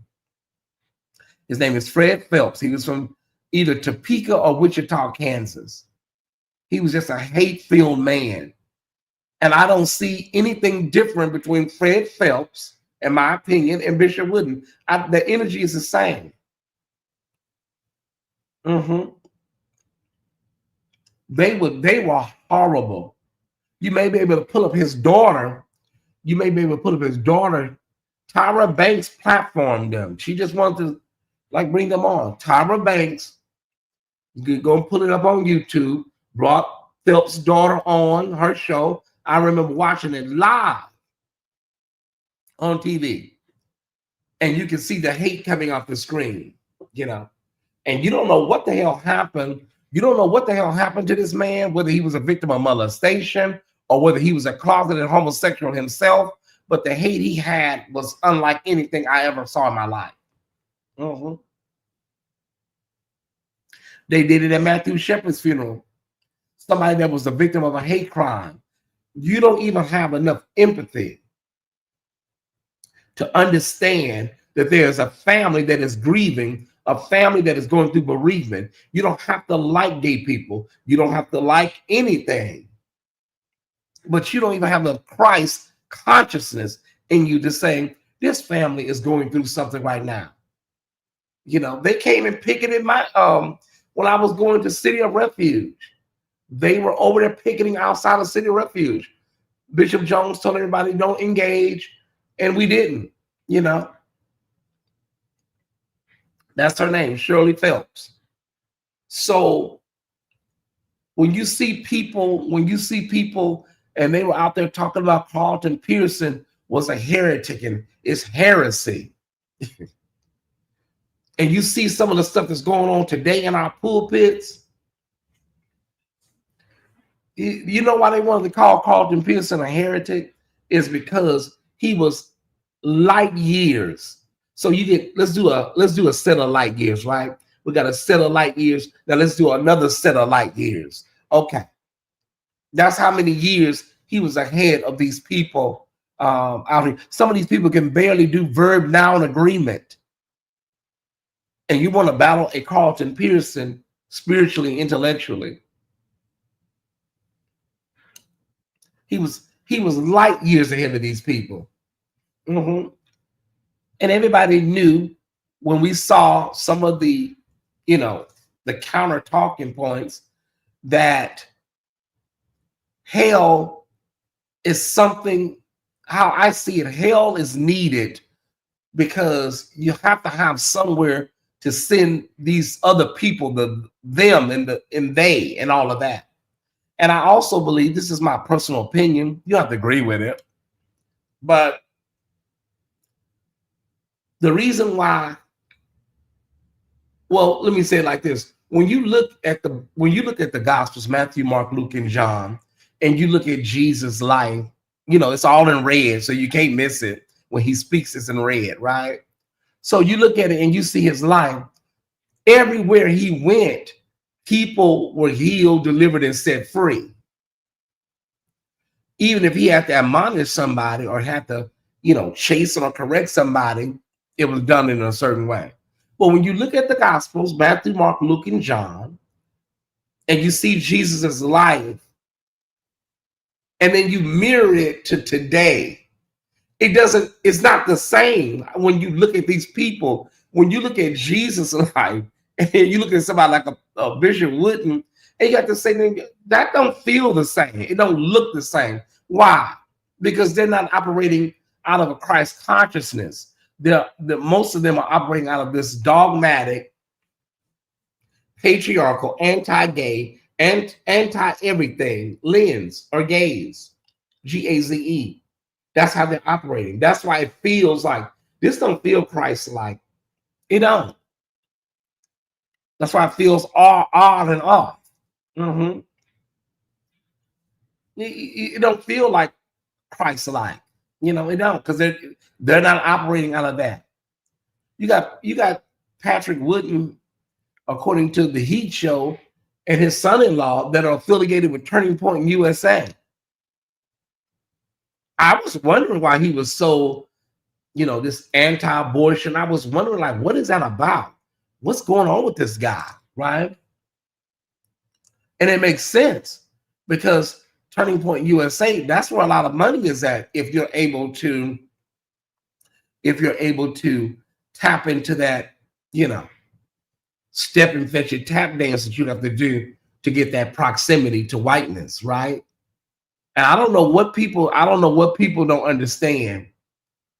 Proximity to whiteness gets you nowhere when you're Black. It is a fast trip to Nowhereville. Proximity to whiteness, they will placate you. They will be very, very ingratiating to you because they want something, they want to benefit from you. Nicki Minaj, I still haven't been able to formulate what she was going through. Because thank y'all for all these cash apps. I appreciate it. Because President Beelzebub cannot remove her husband from the sex offender registry in California. He cannot do that. So it's like, girl, what was this about? Some people, I even loosely believe that she had burnt all of her bridges in America and burnt all of her bridges in entertainment here in America. And so she had to come up with a new stick or a new route. And so that's the only thing that most of us can think of. Like, she's just trying a new way because she's really ran her name into the ground in entertainment, especially coming out, going against Jay-Z and all these people, heavyweights and stuff. It's very profitable. We remember Candace Owens was represented by the NAACP in Connecticut. They helped her win her case or whatever. And now look at her today. I don't care who you are, whether you're Keith McQueen, whoever you are. You got to understand that kind of energy, it gets you nowhere in the end. It gets you nowhere when we know you're being purposeful about your deception and duplicity. We know we kind of like know you're full of it. But I received the email over the weekend that I just got this morning when I woke up from somebody from New York, from the New York area. And I don't know what their purpose was, but they were telling me they watched my video on Donnie McClurkin, and they're not a member of Donnie McClurkin's church, but they are a member of a ministry in the New York area. And they told me that, and I'm paraphrasing because I don't have it right here in front of me, but they told me that Donnie McClurkin, for those that know his inner circle over there, and evidently they know his inner circle, people are saying that he's not doing well with this allegation that has come out mentally, and then that's being combined with his current health situation, and so he's not doing well with all of this. It's really affecting him, according to the email, allegedly. And so they told me, as a openly gay man, I should have sentiments or some sort of sensibilities around someone's mental health or mental frailty.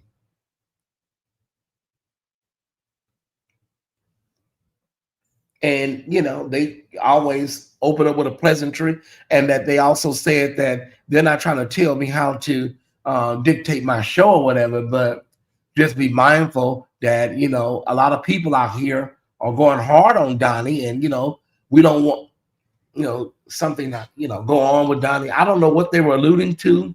I don't know Donnie's mental health, and y'all know these people, these inner circle people that's leaking stuff out to y'all. I don't even know if it's true or not, ma'am, sir, whoever you are. Okay, let me explain something to you. As an LGBTQ man, I understand the weight of dealing with something as heavy as, I understand when you're dealing with something heavy. I don't understand the heavy he's dealing with, Donnie McClurkin. I don't understand the heavy he's dealing with, but I understand dealing with something heavy, ma'am, sir. What you don't understand, and what you got to understand, ma'am, sir, is Donnie McClurkin started all of this with this pray the gay away, eternal victim, eternal victor, getting in pulpits, talking about, his struggle. And he was never, ever, during the run of his, whatever he was going through, and that included being engaged to a woman who eventually he called it off. That included also, now we hear 2 children that he has had, both, I believe, out of wedlock. And during all of this, we were nowhere, none of us were involved with this, ma'am, sir. I didn't have anything to do with his life while he was running around here, running amok. You don't know how injurious it is for Black gay men, Black LGBTQ people, to have to endure certain things coming from people that are saying that they are delivered, and then there's an expectation from people in these same spaces for other people to be delivered. We heard Brother Mark say what happened with his mother. So let me break it down for you so you don't have to email me ever again, okay? Talking about somebody's mental state. The mental state that you should be concerned about is the mental state of all of the people that have been injured by this toxic, dogmatic theology of ex-gay deliverance ministries.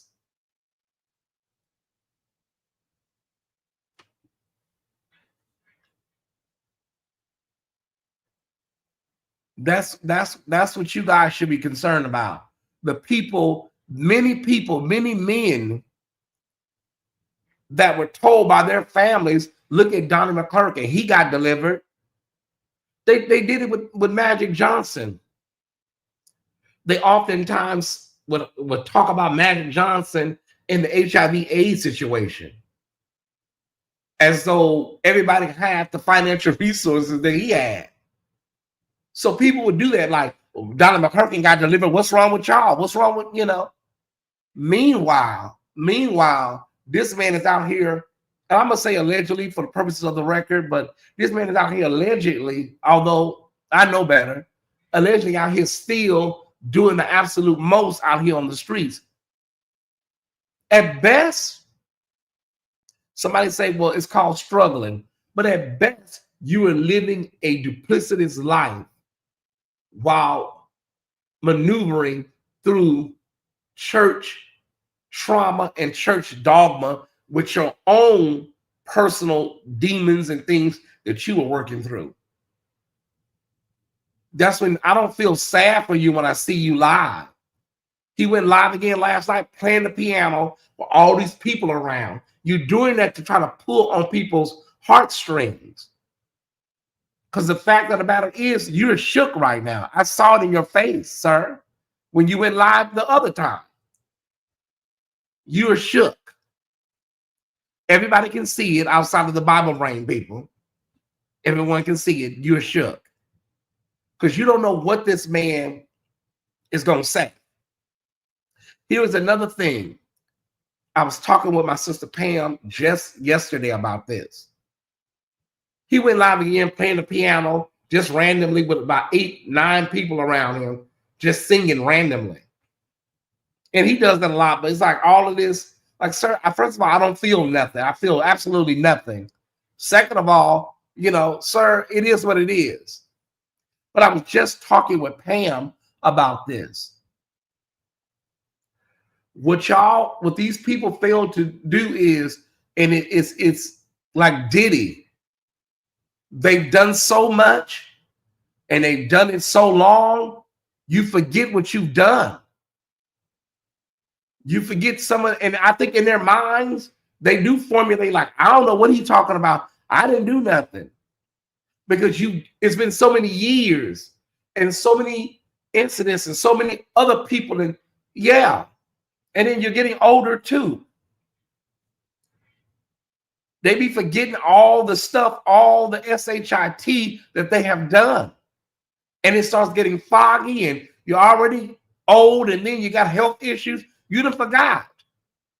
One of my very own nephews told me an incident about you. About you, Donnie. And this nephew, he don't have to lie.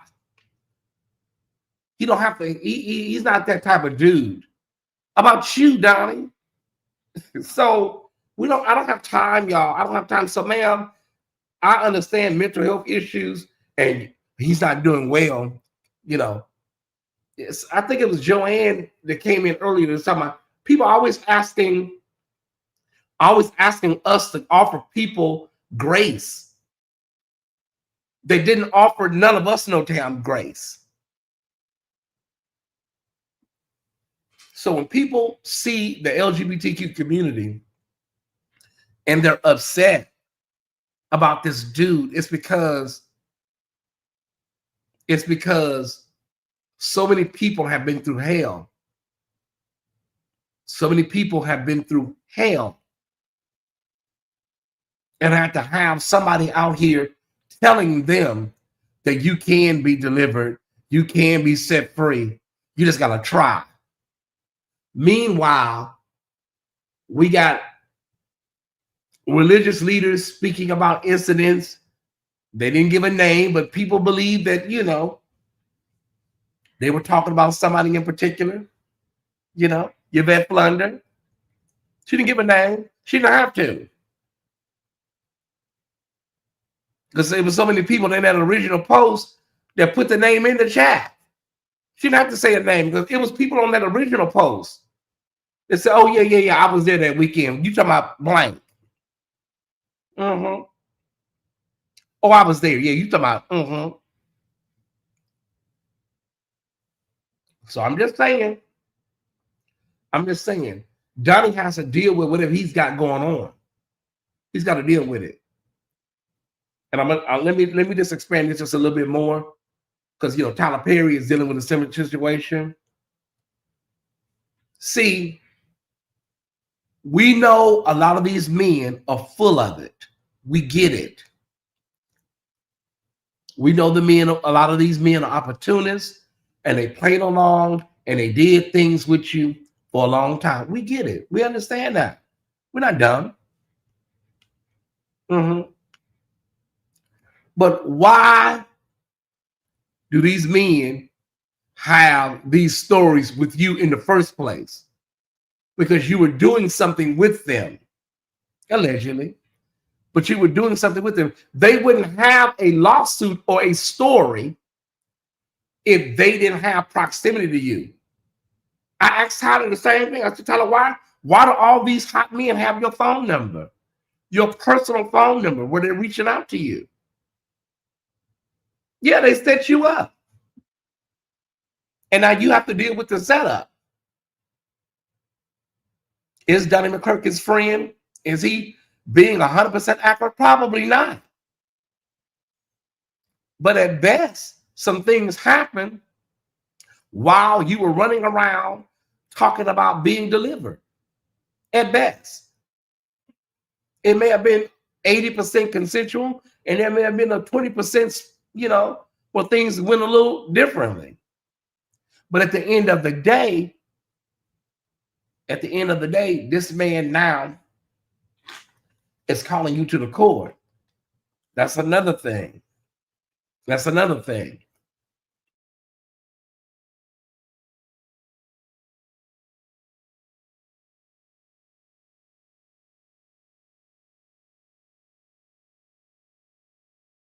It's breaking up. I think I may be able to do something tonight, y'all.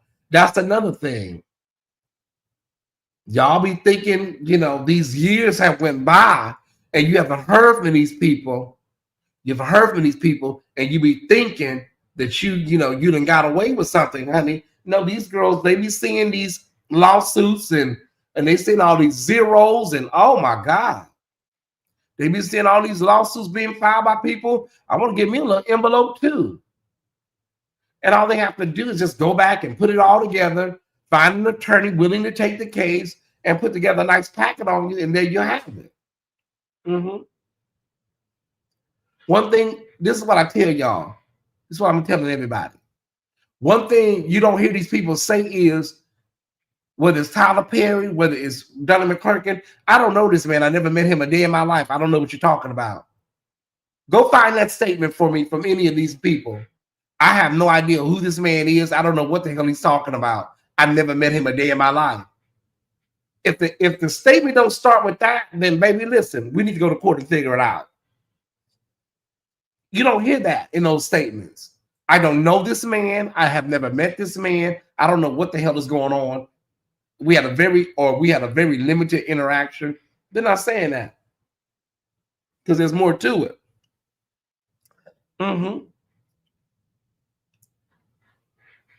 When he was on Uncensored, I don't know whether he meant to say it or whether it just came out. I don't know what the deal was, Peaches Banks. You went on Uncensored talking about, let me be honest with you. Well, what other way would you be?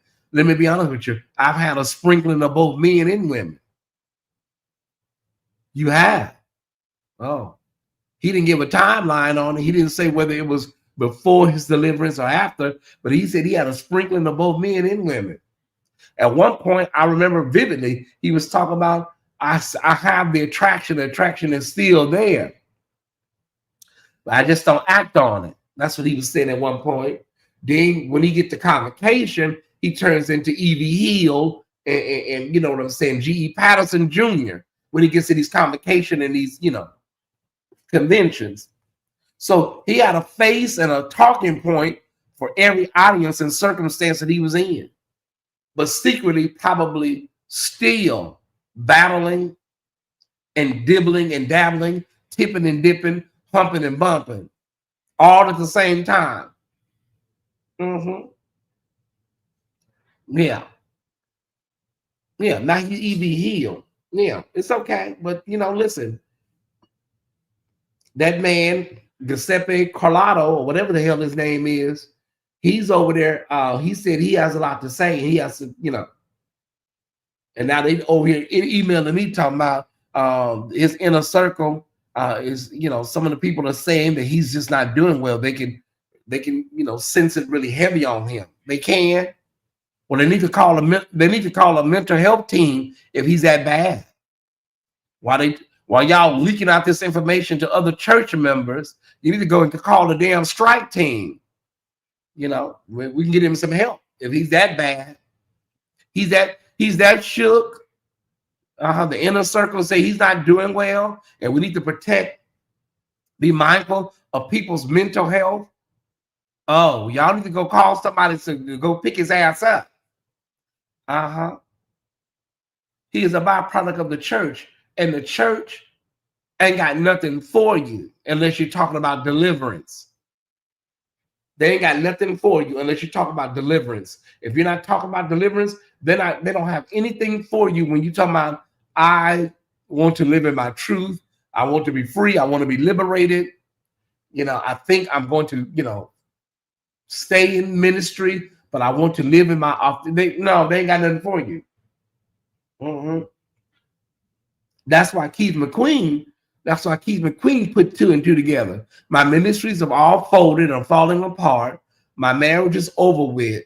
What the hell do I do now with myself? Oh, I become straight. I become straight. I can become straight now, and then I can have a whole new iteration of, who I, can become. I can have a whole new life, like Nicki Minaj in Turning Point. Yeah. So I tell everybody, that's under the sound of my voice, it's an era, it's a time when you really need to know God for yourself. Don't allow nobody to make you feel bad about seeking alternative ways to God. Don't let nobody make you feel no type of way about your faith walk, whether you like to watch virtually, whether you like to commune with nature, whether you like to light candles or you're into crystals, whatever your foundation is, whatever your new foundation is, don't let nobody make you ashamed of that. Thank you, Pat Montgomery. Thank y'all so much. Say thank you to a few people here. Pat Montgomery, thank you for 1112. Angela Lyons, thank you for $20. Good information today. Tarleton Walker, thank you for $10. Cheryl Hill, thank you for $10. Thank you so much to those 4 people. Also over on, let me see, on PayPal. Am I going to the cleaners today or am I going tomorrow? Because I don't need to wear none of the stuff that's in there. It ain't going nowhere, Tyesse. It ain't going nowhere. Thank you, Crystal Williams over on PayPal for $11.76. See if there's anything on Venmo. Venmo just not a really popular thing. No, ain't nothing over on Venmo. We don't get a lot of Venmo. Action. Okay. So let's take our official, y'all have already given before I even ask. Well, let's take our official collection up for those that want to sow into this great illustrious work. We now have Chime. Chime is now available. Are there any people in the chat that like Chime? How many people have Chime? That's the question. Because we added Chime. We get some Chimes, but Chime is like Venmo. I don't have a lot of people that deal with Chime. Ooh.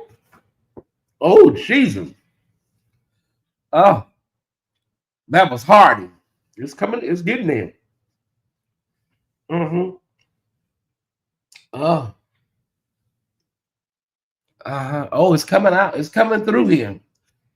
Yeah, thank you, Naida. Okay, so anybody got Chime? Okay, yeah, you always send some on Chime. Okay, there's a few people that have Chime. Yeah, Chime is like Venmo. It ain't really popular like that. Okay. But if you want to sow into us today, if you enjoyed this live, you don't have to send a certain amount. Just send whatever you think, will be a blessing to the platform. Okay, there's no number to that. It's open seed Monday, y'all. Open seed Monday. We're kicking off Dr. King week today, concluding with his birthday on the 19th. His actual birthday is on the 15th, but it will be observed on the 19th. And so, we're kicking off King week today. Yeah, Michelle, all that. Thank y'all so much for those that want to give. I'm about to give me some lunch. Mona Davis, thank you for a $25 seed. Thank you so much. I appreciate that. I'm about to eat me some lunch, y'all. That's all I can do. Those are the ways to give. You can give at this time. Let me see what Stephanie said. Hold on. Stephanie said,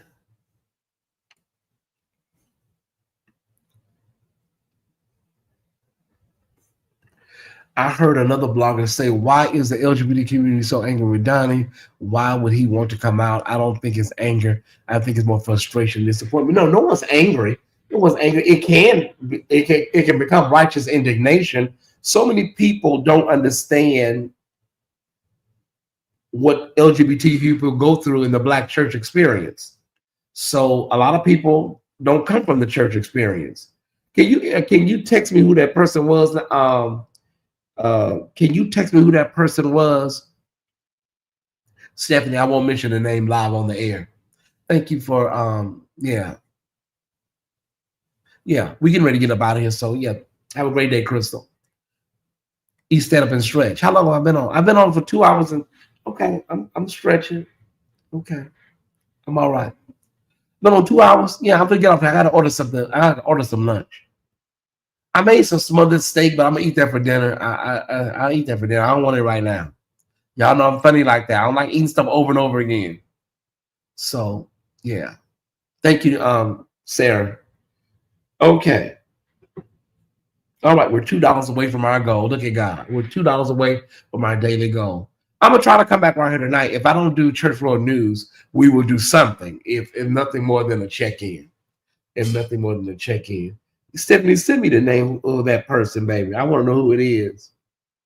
It'll tell me a lot about, who it is. Teresa Park, thank you for 1112. Thank you so much. All right. What a great conversation today, everybody. What a great show today. Everybody coming on and articulating and recapitulating the etymology of the Episcopal hermeneutics, right? And so I appreciate all of you. Bees on Mars, Dr. Hudson, Naida, Joanne, everybody, Bees, Sister Sarah, and Michelle Holly. Thank you so much for coming on. And our brother that came on that represented security. We thank you, Alicia's husband. Thank y'all so much. Listen, there are people that don't agree with me on a lot, but I appreciate the respect. I oftentimes want to ask so much, so oftentimes, but you can't ask live on the air. But I'm curious, y'all. I'm curious as to what don't you agree with me on? I be want to ask that so much, like, okay, don't read it out loud. I won't.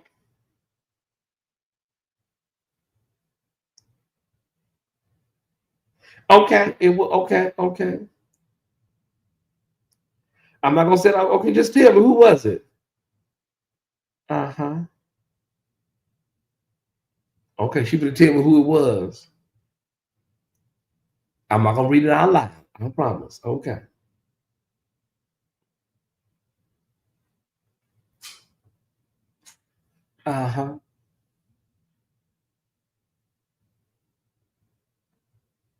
Okay. Where was it said? Where was it said at? Was it said on another live? Was it said? What was it said at? Stephanie. I wanted to know the same thing, Mother. You want to know what? Many thanks for you holding space. So I appreciate it. Thank y'all so much for all of the love. You want to know the same thing? What, Jason? I will watch a replay. I gotta run to a meeting. Always. Well, maybe I should give just a little explanation as to why people feel a certain way about Donnie McClurkin if you're from the LGBTQ community. Oh, okay, I got you, Stephanie. Okay. Maybe I should break it down in another live, y'all. I think I will. So people can be clear. So everybody can be crystal clear as to why we're not just picking on Donnie McClurkin. We didn't pull his name out of a hat. and then maybe we'll just go through chronologically. I'll do a live, and we'll just break it all down. It really, thank you so much. I appreciate you. I appreciate you. Okay. Can y'all do me a big favor and have a wonderful day on purpose? A wonderful day on purpose. New births, honey, y'all got to do better with that security. Because that could have been, if that man would have had a weapon, honey, listen, you don't know how many people would have been injured. New birth. Y'all let y'all slip show with that one, baby.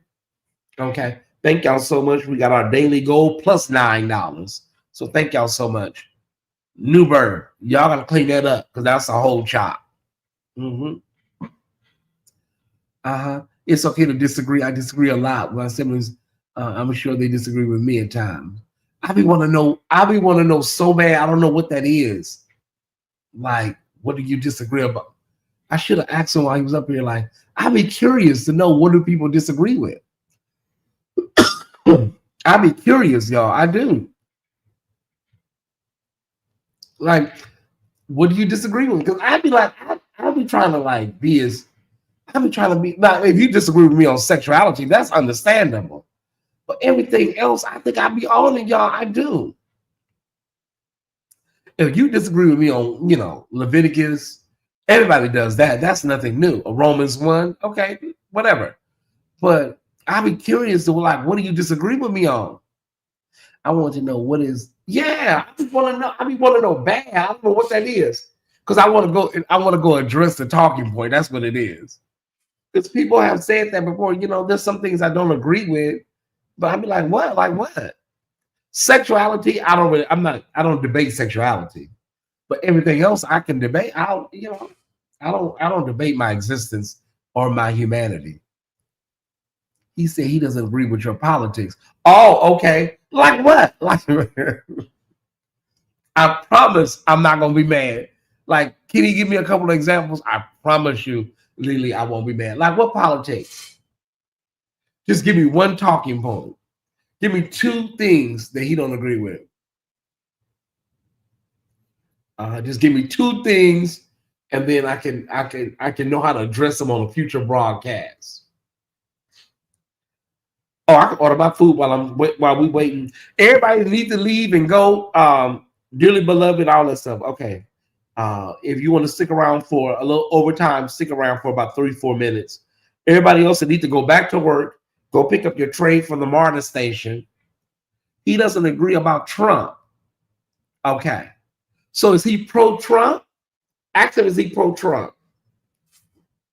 He doesn't agree about me about Trump. Okay. Let me order my food while we're talking about this. Okay, so your husband must be pro-Trump. And it's okay to be pro-Trump if that's your thing. I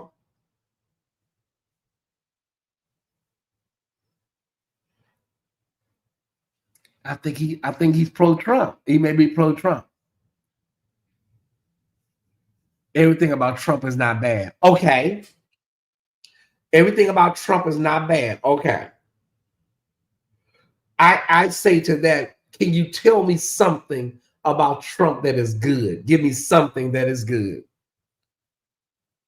I will hold you. Just if everything's not bad, can you give me something about Trump that is good? Because what Trump has been able to perfect is the ability. What Trump has been able to do is that he's perfected this ability to make people feel like he's for them. And every group, every demographic feels like, oh my God, he's the guy. He is a master illusionist. Master illusionist. Yeah. I just actually just give me some good talking points. Give me something good. What's good? He's been able to do that. He's I don't know, because he's not really smart. He's not really intelligent. He's crafty, which is more dangerous. He's not really a smart man academic-wise. He's not. I don't know how anybody would feel comfortable with this man being near nuclear codes. Yeah. And listen, you can disagree with me. I just always want to know, my point was with this was I just want to know what it was. You can disagree with me. I just want to know what it was so I can address it. So you don't have to, I know that's what they say. I have a cult here and the Tyesse Squad. No, the Tyesse Squad will disagree with me on things. They will. I'm just ready to defend it. Even if there's a morsel of goodness, it's concealed. Yeah. Our history and experiences are different, which will cause some differences of opinion. Want to be clear. This is not about you have to agree with me. This is not about that. I just want to know what the point. I just want to know what the point of reference was, so that I can come back and figure out what it was. That's all. I don't want you to agree with me. I don't want an audience of people that is just saying yes, yes, yes.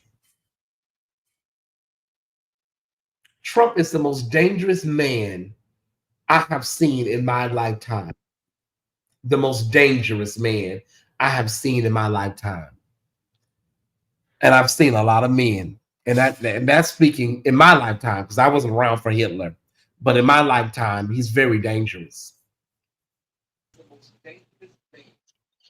Okay, I can hear myself in the background, brother. Okay. Young lady. Okay. Can you still hear me in the background? I know I heard myself in the background, but now I can hear you. Go ahead. Okay. I'm going to start by saying, number one, I think that all men are corruptible. I think that all men are imperfect. You, me, my lovely wife here, we all make errors, and we all have things that we're not good or not perfect at. The thing that I find funny is when we go back and see, you and I not just have gray, we are older people. So we do remember a time when we got no love as a people in general, period.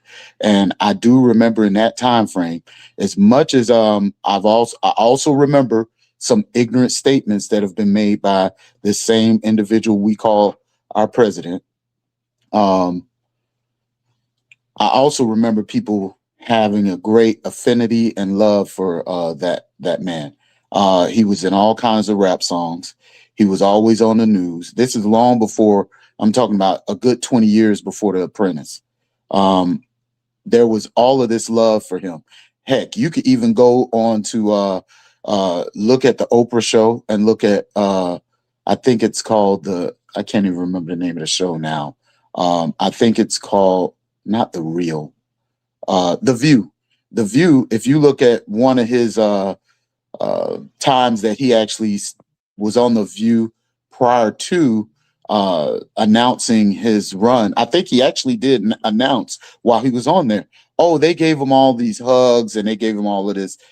Now, I want to be very clear. The person that we're speaking of, I'm not one of these people that's, if I could use the term MAGA, I think they're, I want to be careful, idiots sometimes. I think they're unintelligent the way they come across. I think many of the things you say, I agree with those things. My basis of whether you could call it contentment or whether you could call it agreement, whether you could call it affinity for what he's doing is just like I discussed with what happened yesterday. I believe at some point men have to stand up and just stand on your two legs. I don't care if you're a straight man, a gay man, a bi man, or any of those things. If you're a woman, I don't care about those things. You have to stand on integrity. We all, and I'm talking about us as Black people, have watched as our community has crumbled. People want to know what's good about it.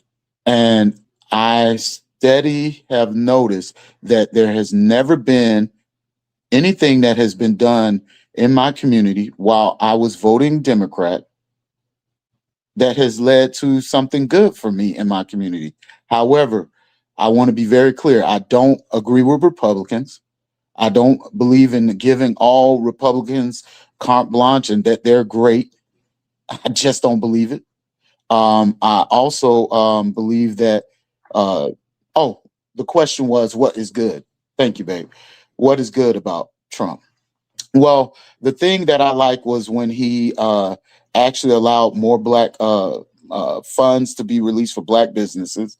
Um, we could sit here and speculate that Democrats have done it as well, because I've been a part of programs when I was a young adult that actually helped me get different jobs and different things, and those jobs came by way of black businesses, of course. But I've also seen where as soon as it was like advantageous to the Democratic viewpoint, they stripped those same programs from the black community. And we could argue all day about, no, Democrats did this, Democrats did that. And I know the Republicans have never really done anything on those lines.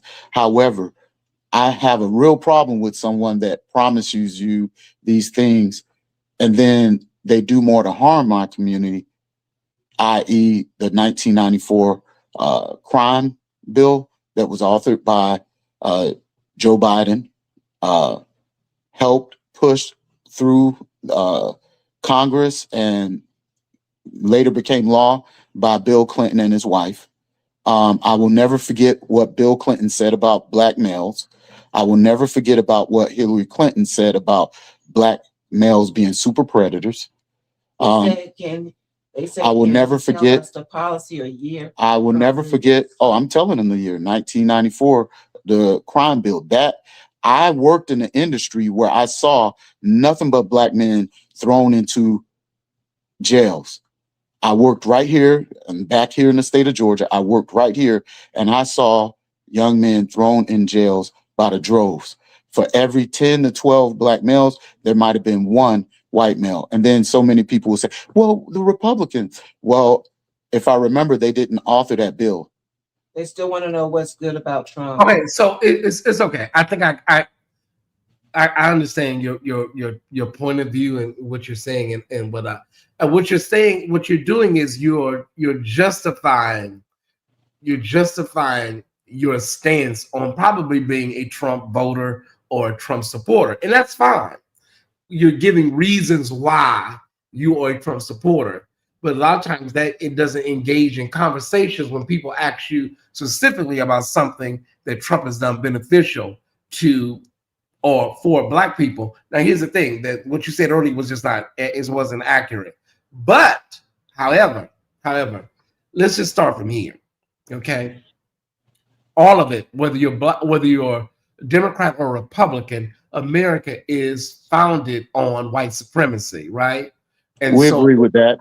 Whether there are Democrats in office or whether there are Republicans in office, white supremacy runs this country. Furthermore, the country was founded on evil and malfeasance, right? So the system of white supremacy would have to be abolished in order for there to ever be any type of fair and equitable, sustainable growth or advancement for black people. The whole system would have to be removed. It doesn't have to do with Democrats. It doesn't have to do with independents or Republicans. When we speak to this situation of, everybody used to love him. Well, that was before he wasn't putting forth policy. He wasn't implementing things in place that were detrimental to these entertainers and these rappers that rapped about his lifestyle, right? That's before he was over policies that affected 400,000 black women, abolishing HIV/AIDS research and cancer research, and the affordability thing is a real situation where people are now debating whether they're going to pay their rent or whether they're going to pay for their healthcare costs. These are real things. And although they just extended a 3-year extension on the Affordable Care Act subsidies, there are still health insecurities that are going on right now in America with people, even with that 3-year extension, right? And so people are not delusional. People are not crazy. If you like Trump, if you support Trump, there are reasons probably why you support and like Trump. But a lot of times people don't feel comfortable articulating them because they don't want to be seen a certain way. But when it comes to Trump and black people, the administration It's antithetical to blackness. I don't agree with that. There's I don't agree with that. there's nothing you can tell me. That's where the disagreement comes. I've watched the prisons. Just hear me Actually. out. Just hear me out. There's nothing you could ever tell me that would make me feel that what I have seen in the last, 5 years, but in the last 11, 12 months is pro-black and pro-African American, pro whatever you want to call it. There's absolutely nothing. It's actually antithetical to our blackness because they are extrapolating, whether it's DEI, whether it's funding for social services programs that are mostly benefiting black and brown people, but I'm gonna speak to black people. It is concerted. It is an extrapolation of everything that has been worked upon for the last 60, 70 years with civil rights and social justice. They are dismantling it in front of our eyes. If you do not see it, then I can't make you see it. But go ahead. Tyesse, that is a great statement that you're saying. However, one of the things that I find funny is we've used this court, and this isn't a Trumpism. And once again, like I said, people always throw you into this category of liking Trump whenever you have a viewpoint that you like this policy or you like that policy. I sit back and I watch many of the same things that you're saying, and I say, well, here we go. That's not going to go over well, because I already know, being a black man, everything you're saying, I do not have a disagreement with it wholeheartedly. Matter of fact, one or two of your statements I totally agree with. I believe that you have to tear everything down. And what I personally believe, and people are going to be upset with me, and God knows I didn't want this to be a viral moment for myself. This is one of those things where I believe the whole system needs to be torn down. It's upsetting to the whole community. Oh, here we come. It's upsetting to the whole community. You're right. Exactly what has been happening with the DEI. But I've been trying to tell people this has been coming no different than I've listened to Dr. Claude Anderson. I'm one of those people that loves what that brother has to say. But as soon as I say something that I am in agreement with one or two things of Trumpism, then all of a sudden I'm a Trumper. And the funniest part is I voted Democrat most of my life. I've also voted mostly independent, or, what do you call it? Usually some type of independent or green party. My issue is not wholeheartedly the things that you speak on. My issue is, at some point, it's like this. I've been in situations where I've made $30,000 to $50,000, and I've seen where this system has not benefited me. It doesn't benefit you. It doesn't benefit a whole group of us as middle-class black people, much less if you're a family man. But then I can watch a whole segment of white America. Because the first thing I find funny is we always go to the, whether we're talking about DEI, whether we're talking about all of these systems that were put in place for us as a people. When you actually look at it, we were not the main beneficiary of these policies. The policies that were put into place due to our parents' blood, sweat, and tears, their sweat equity went into helping our people to receive these policies. But then I've watched over the last 20 and 30 years, people thumb their nose, stick middle fingers, and in the last maybe 5 years, even get in places where Democrat leadership, i.e. Chicago, Detroit, several of these Democrat-led cities, they've had people come. Sir, come on. They've had people come into this country that received huge funds. And yet I know, as a person of color, as we like to use, we did not receive these funds. We did not receive, it's only people who receive these so-called handouts. These are people who are on the lower end of the extreme or those people who know how to manipulate or have friendships within the system that have been able to benefit from these token systems. When you look at us as a people, I believe that we're better than this. I believe that we as a people, there is no America without us. First of all, there is none. Okay. If you don't have us, America is.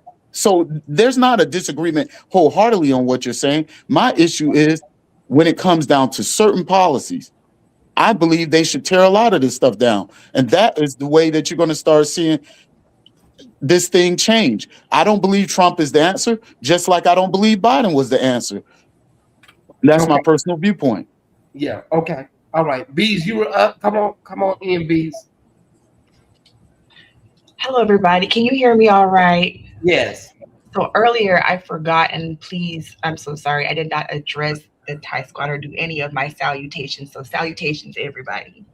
I took a page out of Naida's book, but also because I am at work, and the conversation is perfect because I just had my monthly meeting with my supervisor, who I won't name, but is very high up and has been very high up in DC. And so we are strategizing, and my job affects my entire state. I realize that in my role, I affect the entire state of Florida. So I have to think about what happens at the federal level very concretely. And myself and my counterparts at other institutions are working together to do that. So, Corporal Smith Jones, I know that you talked about the things that the Democrats have not done, and perhaps we're thinking about in this new paradigm what opportunities there are. And I just want to insert specifics related to how this administration has negatively impacted us specifically. And so my role interfaces with several federal agencies. My counterparts at those agencies, the people working, doing the work, also share our frustrations because a lot of the good work is being politicized. And so I'm just going to run down the list, right? So under this administration specifically, we no longer have gender protections. Our anti-discrimination statements are changing.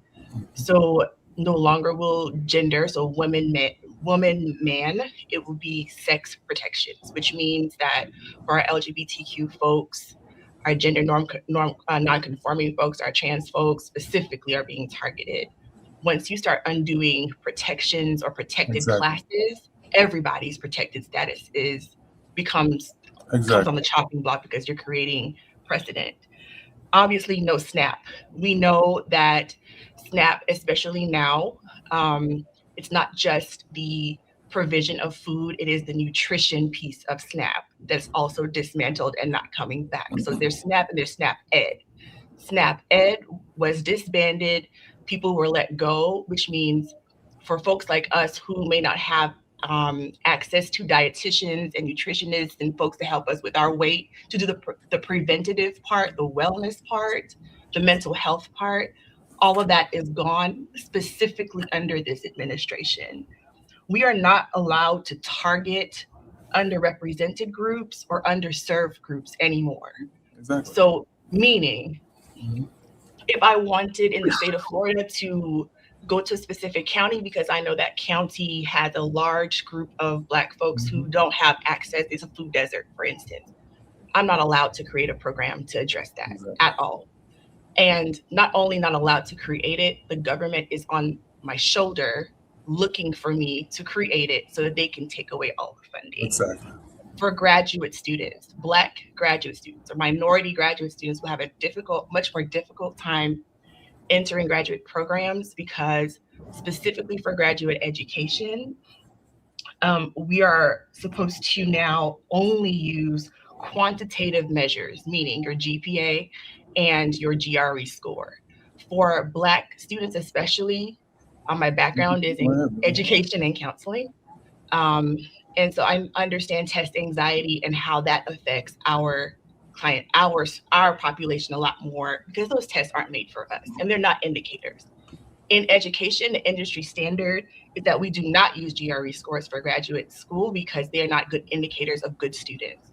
For undergraduate, those quantitative measures could be used, especially GPA, but graduate students test a different thing. So your writing and your communication is what's important. No longer can we use essays and personal statements because those pieces have been alleged to be a workaround for DEI. They are not. They're indicators of good students, which our students are. But now there's an additional barrier specifically for our students. 4-H and youth development. You all might not know 4-H, so I won't talk about that, but youth development programs have to do with K through 12 supplementary education. We understood that under this administration, there would be additional review of some of the content because of the new quote unquote protection of women and girls, meaning they don't want any transgender anything. So we knew that was coming. But recently before the break, which I had to work over my break because we didn't understand this, they're also targeting all training, all regulations, all content, and all recruitment, meaning now we're going to justify who is in our youth development programs, not just the 4-H ones, all of them.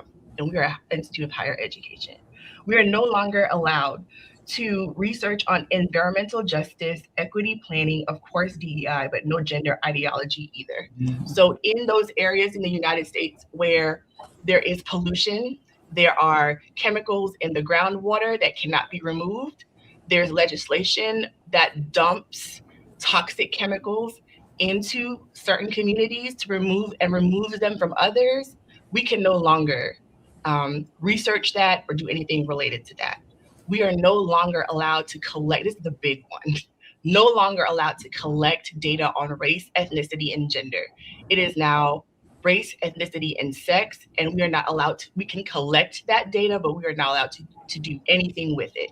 So we cannot study it, we cannot look for gaps, we cannot create programs to address gaps. We can only function as the federal government and pull people's data and pass it up to the feds. So now we're a data collection agency, meaning if you don't fill out the census, but you come to one of our programs and you fill out a little contact card to get something out of us, your information can end up with the feds without our consent. It just goes. HBCUs.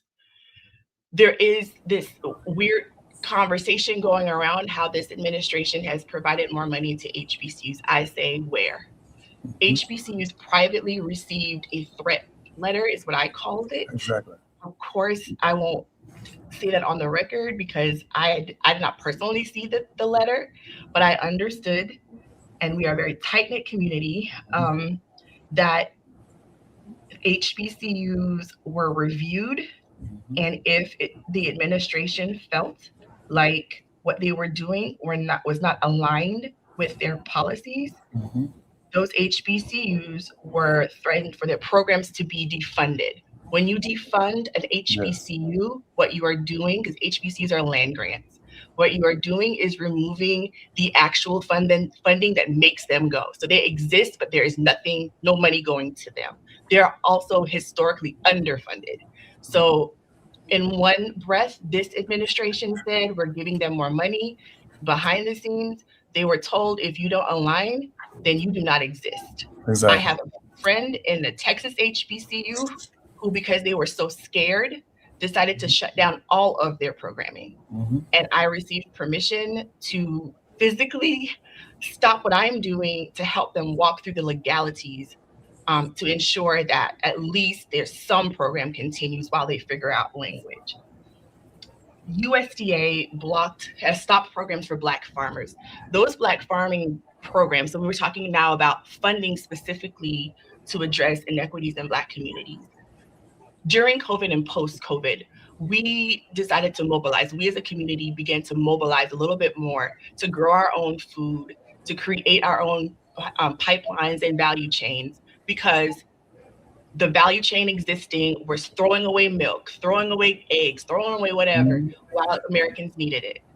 Now, certain individuals in our community decided that they wanted to, I realize that, but we're gonna have this conversation today. Realize that and begin to seek more funding. USDA sent out a letter saying basically, hey, y'all, we decided that we've done enough. Yeah, there's inequity, but there's not real inequity, so we're no longer doing this. They've cut that program. It cannot be revived. Those poor health outcomes that land on Black people, now we have no solution, not just because of no funding in our community, but because there's no tracking of data anymore. There's no research on that data anymore. We can't even talk about the inequity anymore. And certainly the CDC is not helping us anymore. So when we say that this administration perhaps has some qualities that perhaps we can work with, or whatever the talking point is, that's something to say. That's data. But what I can say is what this administration has done, this is just off the top of my head in 2 minutes, has done to specifically target our people and cause distress amongst our community. Exactly. It is not by happenstance. These are not nice ideas and executive orders. These are becoming policies that even if another administration pops up tomorrow, they will not be able to undo this very quickly. It has now become part of the fabric of our institutions. Exactly. So maybe I don't have the positives about this administration, but I can list for you the negatives, because that's my role every single day. And I'm not even getting into the human factors here. Thank so you. I just want to offer that to y'all. If you have questions about it, y'all can contact me. But off the top of my head, I just listed 3 pages of notes, because this is a problem for us, and I want us to understand it. Thank you. Thank you, Bees. Thank you so much. I appreciate that, Bees. And Florida is my home state. Palm Beach County is my home county. West Palm Beach is my home originally. All right, Dr. Hudson. And I'm sorry, go ahead. We're gonna wrap this up in a minute because my food is on the way. So y'all Is that the county? Top, Dr. Hudson, take it from the top. Is that the county of the hanging Chad from 2000? You got it right, I know. Dr. Okay, very good. I do. And again, we were not. I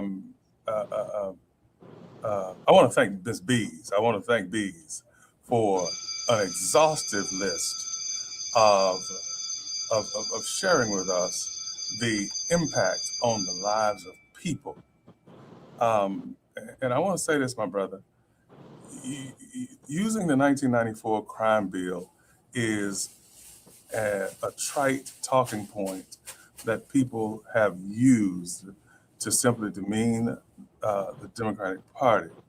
The drug laws in New York under Nelson Rockefeller became the laws that ended up with the over-incarceration. That's we right. know what that is. But that's also, where we get RICO from. Exactly. But keep in mind, keep in mind, sir, which they never used on organized crime at the time. Exactly, sir. So again, but understand this. During the time in which the 1994 crime bill was passed, which had started, remember, in the 1980s, Reagan also signed in the mandatory minimums. So you can't put everything on the Democrats, even though Joe Biden was the chairman of the Senate Judiciary Committee. But what was happening in Black communities at that time? What was happening? The crack epidemic had begun to ruin the social fabric of those communities. Yes, terms such as juvenilocracy, yes, terms such as super predator had been alleged to have been originated by Hillary Clinton. Now, again, at no point, sir, did you say anything positive. This is a man who built his entire campaign on nothing but racism. If you recall, this is the man who began and gained his political, if you would, momentum by daring and otherizing Barack Obama, by pretending that he had people that had found the birth certificate to show that he was born in Kenya. You understand? So, but not at one point. So it's easy to go back 30 years to do that. It's easy to do that, but still not bring anything substantive to combat even what our sister just said. And and so again, you have the right to to be and to think and to believe and to vote. However, one ought to have a better reference than something that actually is not necessarily concrete, if you would. And so that becomes my issue and my concern. Dr. Because Gregory, can yes. I ask you a question? Mhm. I appreciate your long statement of fact. The problem that I have also, and I never did get to this, is in our community, we vote wholly on one side. And And hold on. Mhm. And as long as we are voting on one side, we've never gained any kind of leverage from the Democratic Party that we needed um, to, because what I find in the Democratic Party is what we get is whataboutisms. We don't get the true substantive change that we would like or want. I totally agree with many of the statements my sister spoke eloquently about. Thank you, Bees. I think everything you're saying. See, the problem that we're having is you're talking to the one gentleman that will sit here and listen and have a conversation with you, and still will vote time to time on the opposite side. So I appreciate you guys having a conversation, whether it's philosophical disagreement or whatever. I still vote, and I still vote on both sides. However, I've also had many conversations that were non-constructive from both sides of the aisle, and it's led me to many years where I didn't want to vote, where I still did go and participate in my civic right and my civic duty as well. I see it in my family. I come from a family of people where I don't want to mention too much because my family is public where I'm from, and I just want to keep them separate from that. And they vote wholeheartedly the direction you're saying. Um, and we do have some rather interesting conversations. I would tell you how much you remind me of my Uncle Rodney and my Uncle Clarence. We have these conversations all the time, sir. However, I still don't see the the point in giving wholehearted votes to one party to how that benefits us as a group. I have made both 30,000 and I've made just below $100,000 per year. And I'm telling you, I've seen it where it did not benefit me to vote either way. And now I'm getting even to the point where maybe this is not the country for me. Well, So I'm telling you, and sir, there's many brothers that are starting to see this the same way. to go where? And listen, this is a beautiful world. I'll still maintain my citizenship. I'll find a way to maintain a job in this country. But Why don't you just list all the stuff that you think Trump did for? oh, they want a list of good things. Okay, we'll go to the list of good. But I'm going to say this.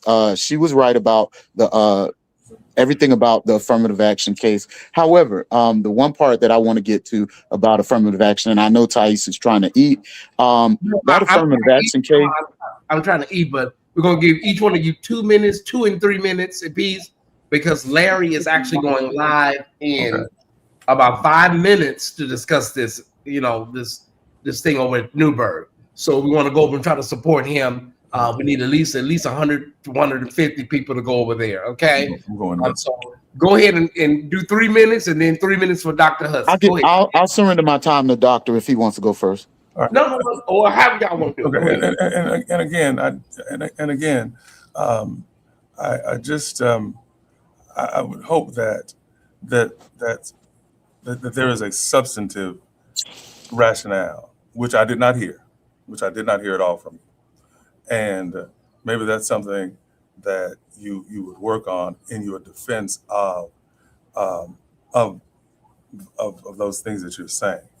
One of the easiest things to suggest and to say without looking at the entire picture is to say that we should not be a monolithic vote.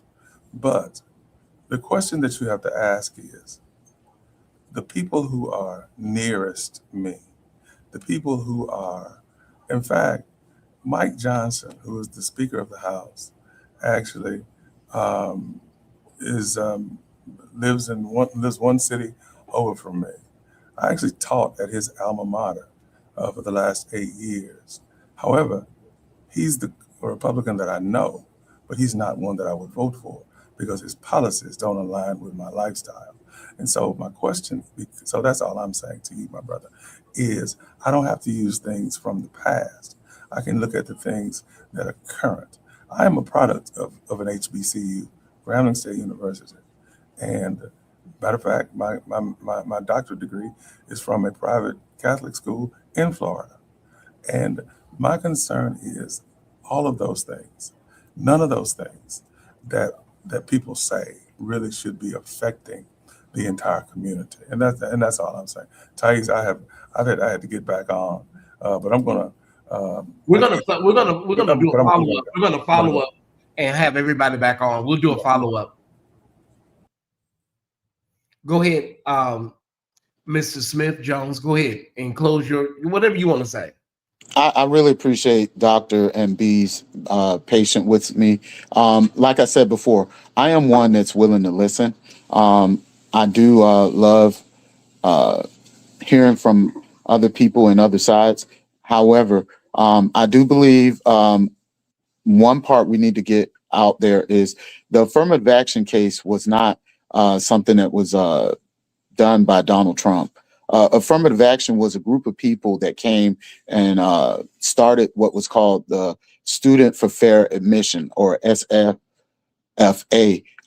versus Harvard in North Carolina. I followed that case, and I think at one time there was even some push for Michigan and the University of Texas as well. I remember them even trying cases all the way back when I was at an historically Black school, and I don't think it's fair to list it, but it's in the metro Atlanta area. I don't want to call them any bad will because that's where I was. Literally, I've seen these things and I've watched these things for many, many years, and people would say, well, why wouldn't you vote this way? And I'm going to say this one more time. I do vote Democrat time to time. I just don't do it carte blanche, 100% all the way across the board. I also believe personally that your local politics is more important than the national politics. I do believe national is important, but I'm not talking about him going into Venezuela. I'm not talking about him sending ICE in the neighborhood. I'm talking about local politics is where it matters. Right now in Minnesota, that local politics is very important. In Seattle, Washington, and Portland, what's going on? Going back to Mr. Smith Jones, because my food is here, I'm going to allow you to keep talking. So please keep talking while I go get my food. All right. And I'm going to give you a couple of things he did. Thank you, Tyesse, for that time. During his presidency, Donald Trump implemented several specific actions and policies. He and his supporters highlight the First Step Act is a bipartisan criminal justice reform legislation that is signed into law back in 2018, which reduced mandatory minimums. As you could see, I'm been in law enforcement for many years, so these are some of the things that I've paid attention to. These reduced the sentences of non-violent drug offenders and expanded the program to reduce recidivism. The law led to the release of thousands of people from federal prison. Approximately 90% were Black Americans. So that's a policy that he did that helped Black people. 90% of those people that were released were Black Americans. While Biden administration inherited the implementation, the legislation was put forth during the Trump years. The opportunity zones, the opportunity. Oh, so you missed. I was speaking on the First Step Act, which was a bipartisan No, criminal justice reform. no, we get it. We get it. We get it. Opportunity zones, which was a tax cut. Now, I agree with a lot of people. You think I believe that this guy is giving tax cuts to help us when I know he's helping others? So I want to be very clear. I've never voted for Bush. Didn't vote for Bush daddy. Was real weird on voting for Clinton. Voted for some other candidates in between those years. But locally, once again, I have voted majority Democrat. Okay, and so let me, in closing, and let me just say this, because this may help, because I want people to understand this is a platform where we don't tell people how to vote. We don't tell you, we don't make you feel bad. I don't want to make nobody feel bad for how they vote. My thing is this. This is what my only thing was, when you try to reframe who a person is to us, and we know different, that's when we push back. When you try to reframe who the person is, and we know different, that's a problem. You can vote how you vote. A lot of times people justify how they vote through these talking points, and you don't have to justify. You voted for the person, so you have to stand with that. But we cannot reframe history when it comes to these people's past and how they have shown up for Black people in the world. That's the only thing I ask. But I hope you didn't feel attacked today. I hope you felt it was a discourse that was substantive. Maybe you got something from some of them. Maybe they got something from some of you. Hopefully it was balanced. I really appreciate your time, Tyesse. I really appreciate your show. Once again, I'm going to say I love you, guy. I love being able to speak to people. I don't wish them any harm. I want Black people to succeed. I don't believe that we should be tying ourselves to one candidate. I don't believe. My biggest issue, if I had to tell you the truth, you said wish them any harm. You mean wish us any harm? Wish any candidate, Black, white, or I indifferent. thought you meant Black people. You think I don't see what's going on in Minnesota, and I think that is a good thing? No, I was in law enforcement a long time. I'm saying you said I don't wish them any harm. Were you speaking about Black people? Well, I always speak about Black people firstly. I'm Black. I don't recognize myself as something different. I don't wish them any harm. Black people. I don't wish anyone any harm. Black people included. Okay, because when you say them, you speak as though you're speaking as though you're Well, speaking. the them I was referring to at that moment is when I see a president doing some of the things that he's doing, and then you see the outcomes that are happening in these communities. I don't wish the harm that has come upon these people. I don't wish that. I don't want to see families torn apart. I don't want to see a woman in a car. I've been a police officer standing in front of a car, and I've never managed to get on national or international news pointing a weapon at someone and then discharging it into a vehicle. I've never done that. And I've been involved and carried weapons over 20-something years. Well, I don't wish to see harm to them. Yeah. Well, any individual. But if we're going to speak on Black people, I want to see the best for our people. Thank you. That's all we needed. I appreciate you for coming on. We call this the hot seat, and you did not break a sweat. And we thank you, brother, for coming up. Sometimes the comments, we try to tell the comments, be respectful, and they do the best they can. But it's all a little fire. I love you, and I love your people. I know there's some out there that like me, and I know someone out there would absolutely drag me. But the reality comes back. I still love them, and I believe that God loves them as well.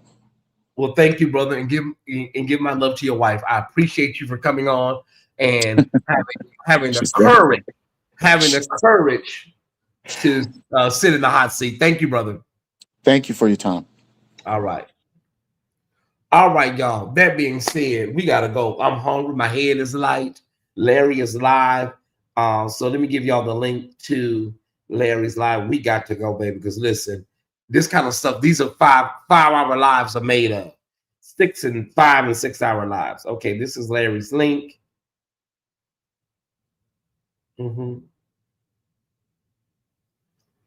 Okay, there it is. He hasn't gone live yet, so everything is good to go. Okay. You know, y'all are something else, but you know what?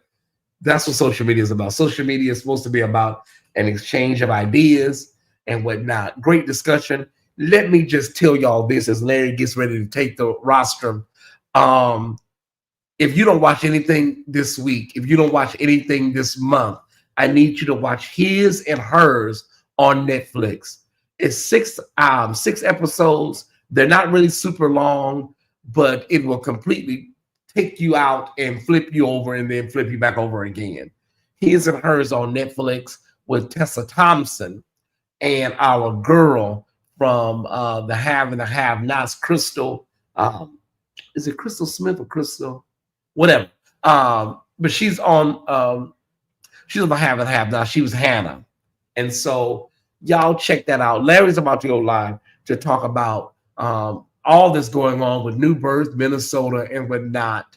You know, I'm not going to force myself to come back unless I feel up to it. And if I don't, we're going to just restructure our schedule this week and we'll figure it out. I will restructure my schedule this week and we will figure it out. But I was able to come on and give content today. That's all that really truly matters. Thank y'all so much. You can play this back in its entirety. Yeah, that was good. And now I'm watching season 2. It took so long for them to release it. Season 2 of Unlocked on Netflix. It's a jail experiment where they unlock the cell doors in jail for inmates, and it's called Unlocked. Season 2 is available, right? Okay. All right, everybody. I'll check y'all out over on Larry Live. I love you. Thank you so much for tuning in. Have a phenomenal day on purpose, and I'll see you later on. We're going to cue the music. For those that came in late, be sure to support the platform. There's ways to give right there. Multiple ways to give. All right. Replay crew, you know what to do. Thank y'all so much. Let's get down the road. Cue the music.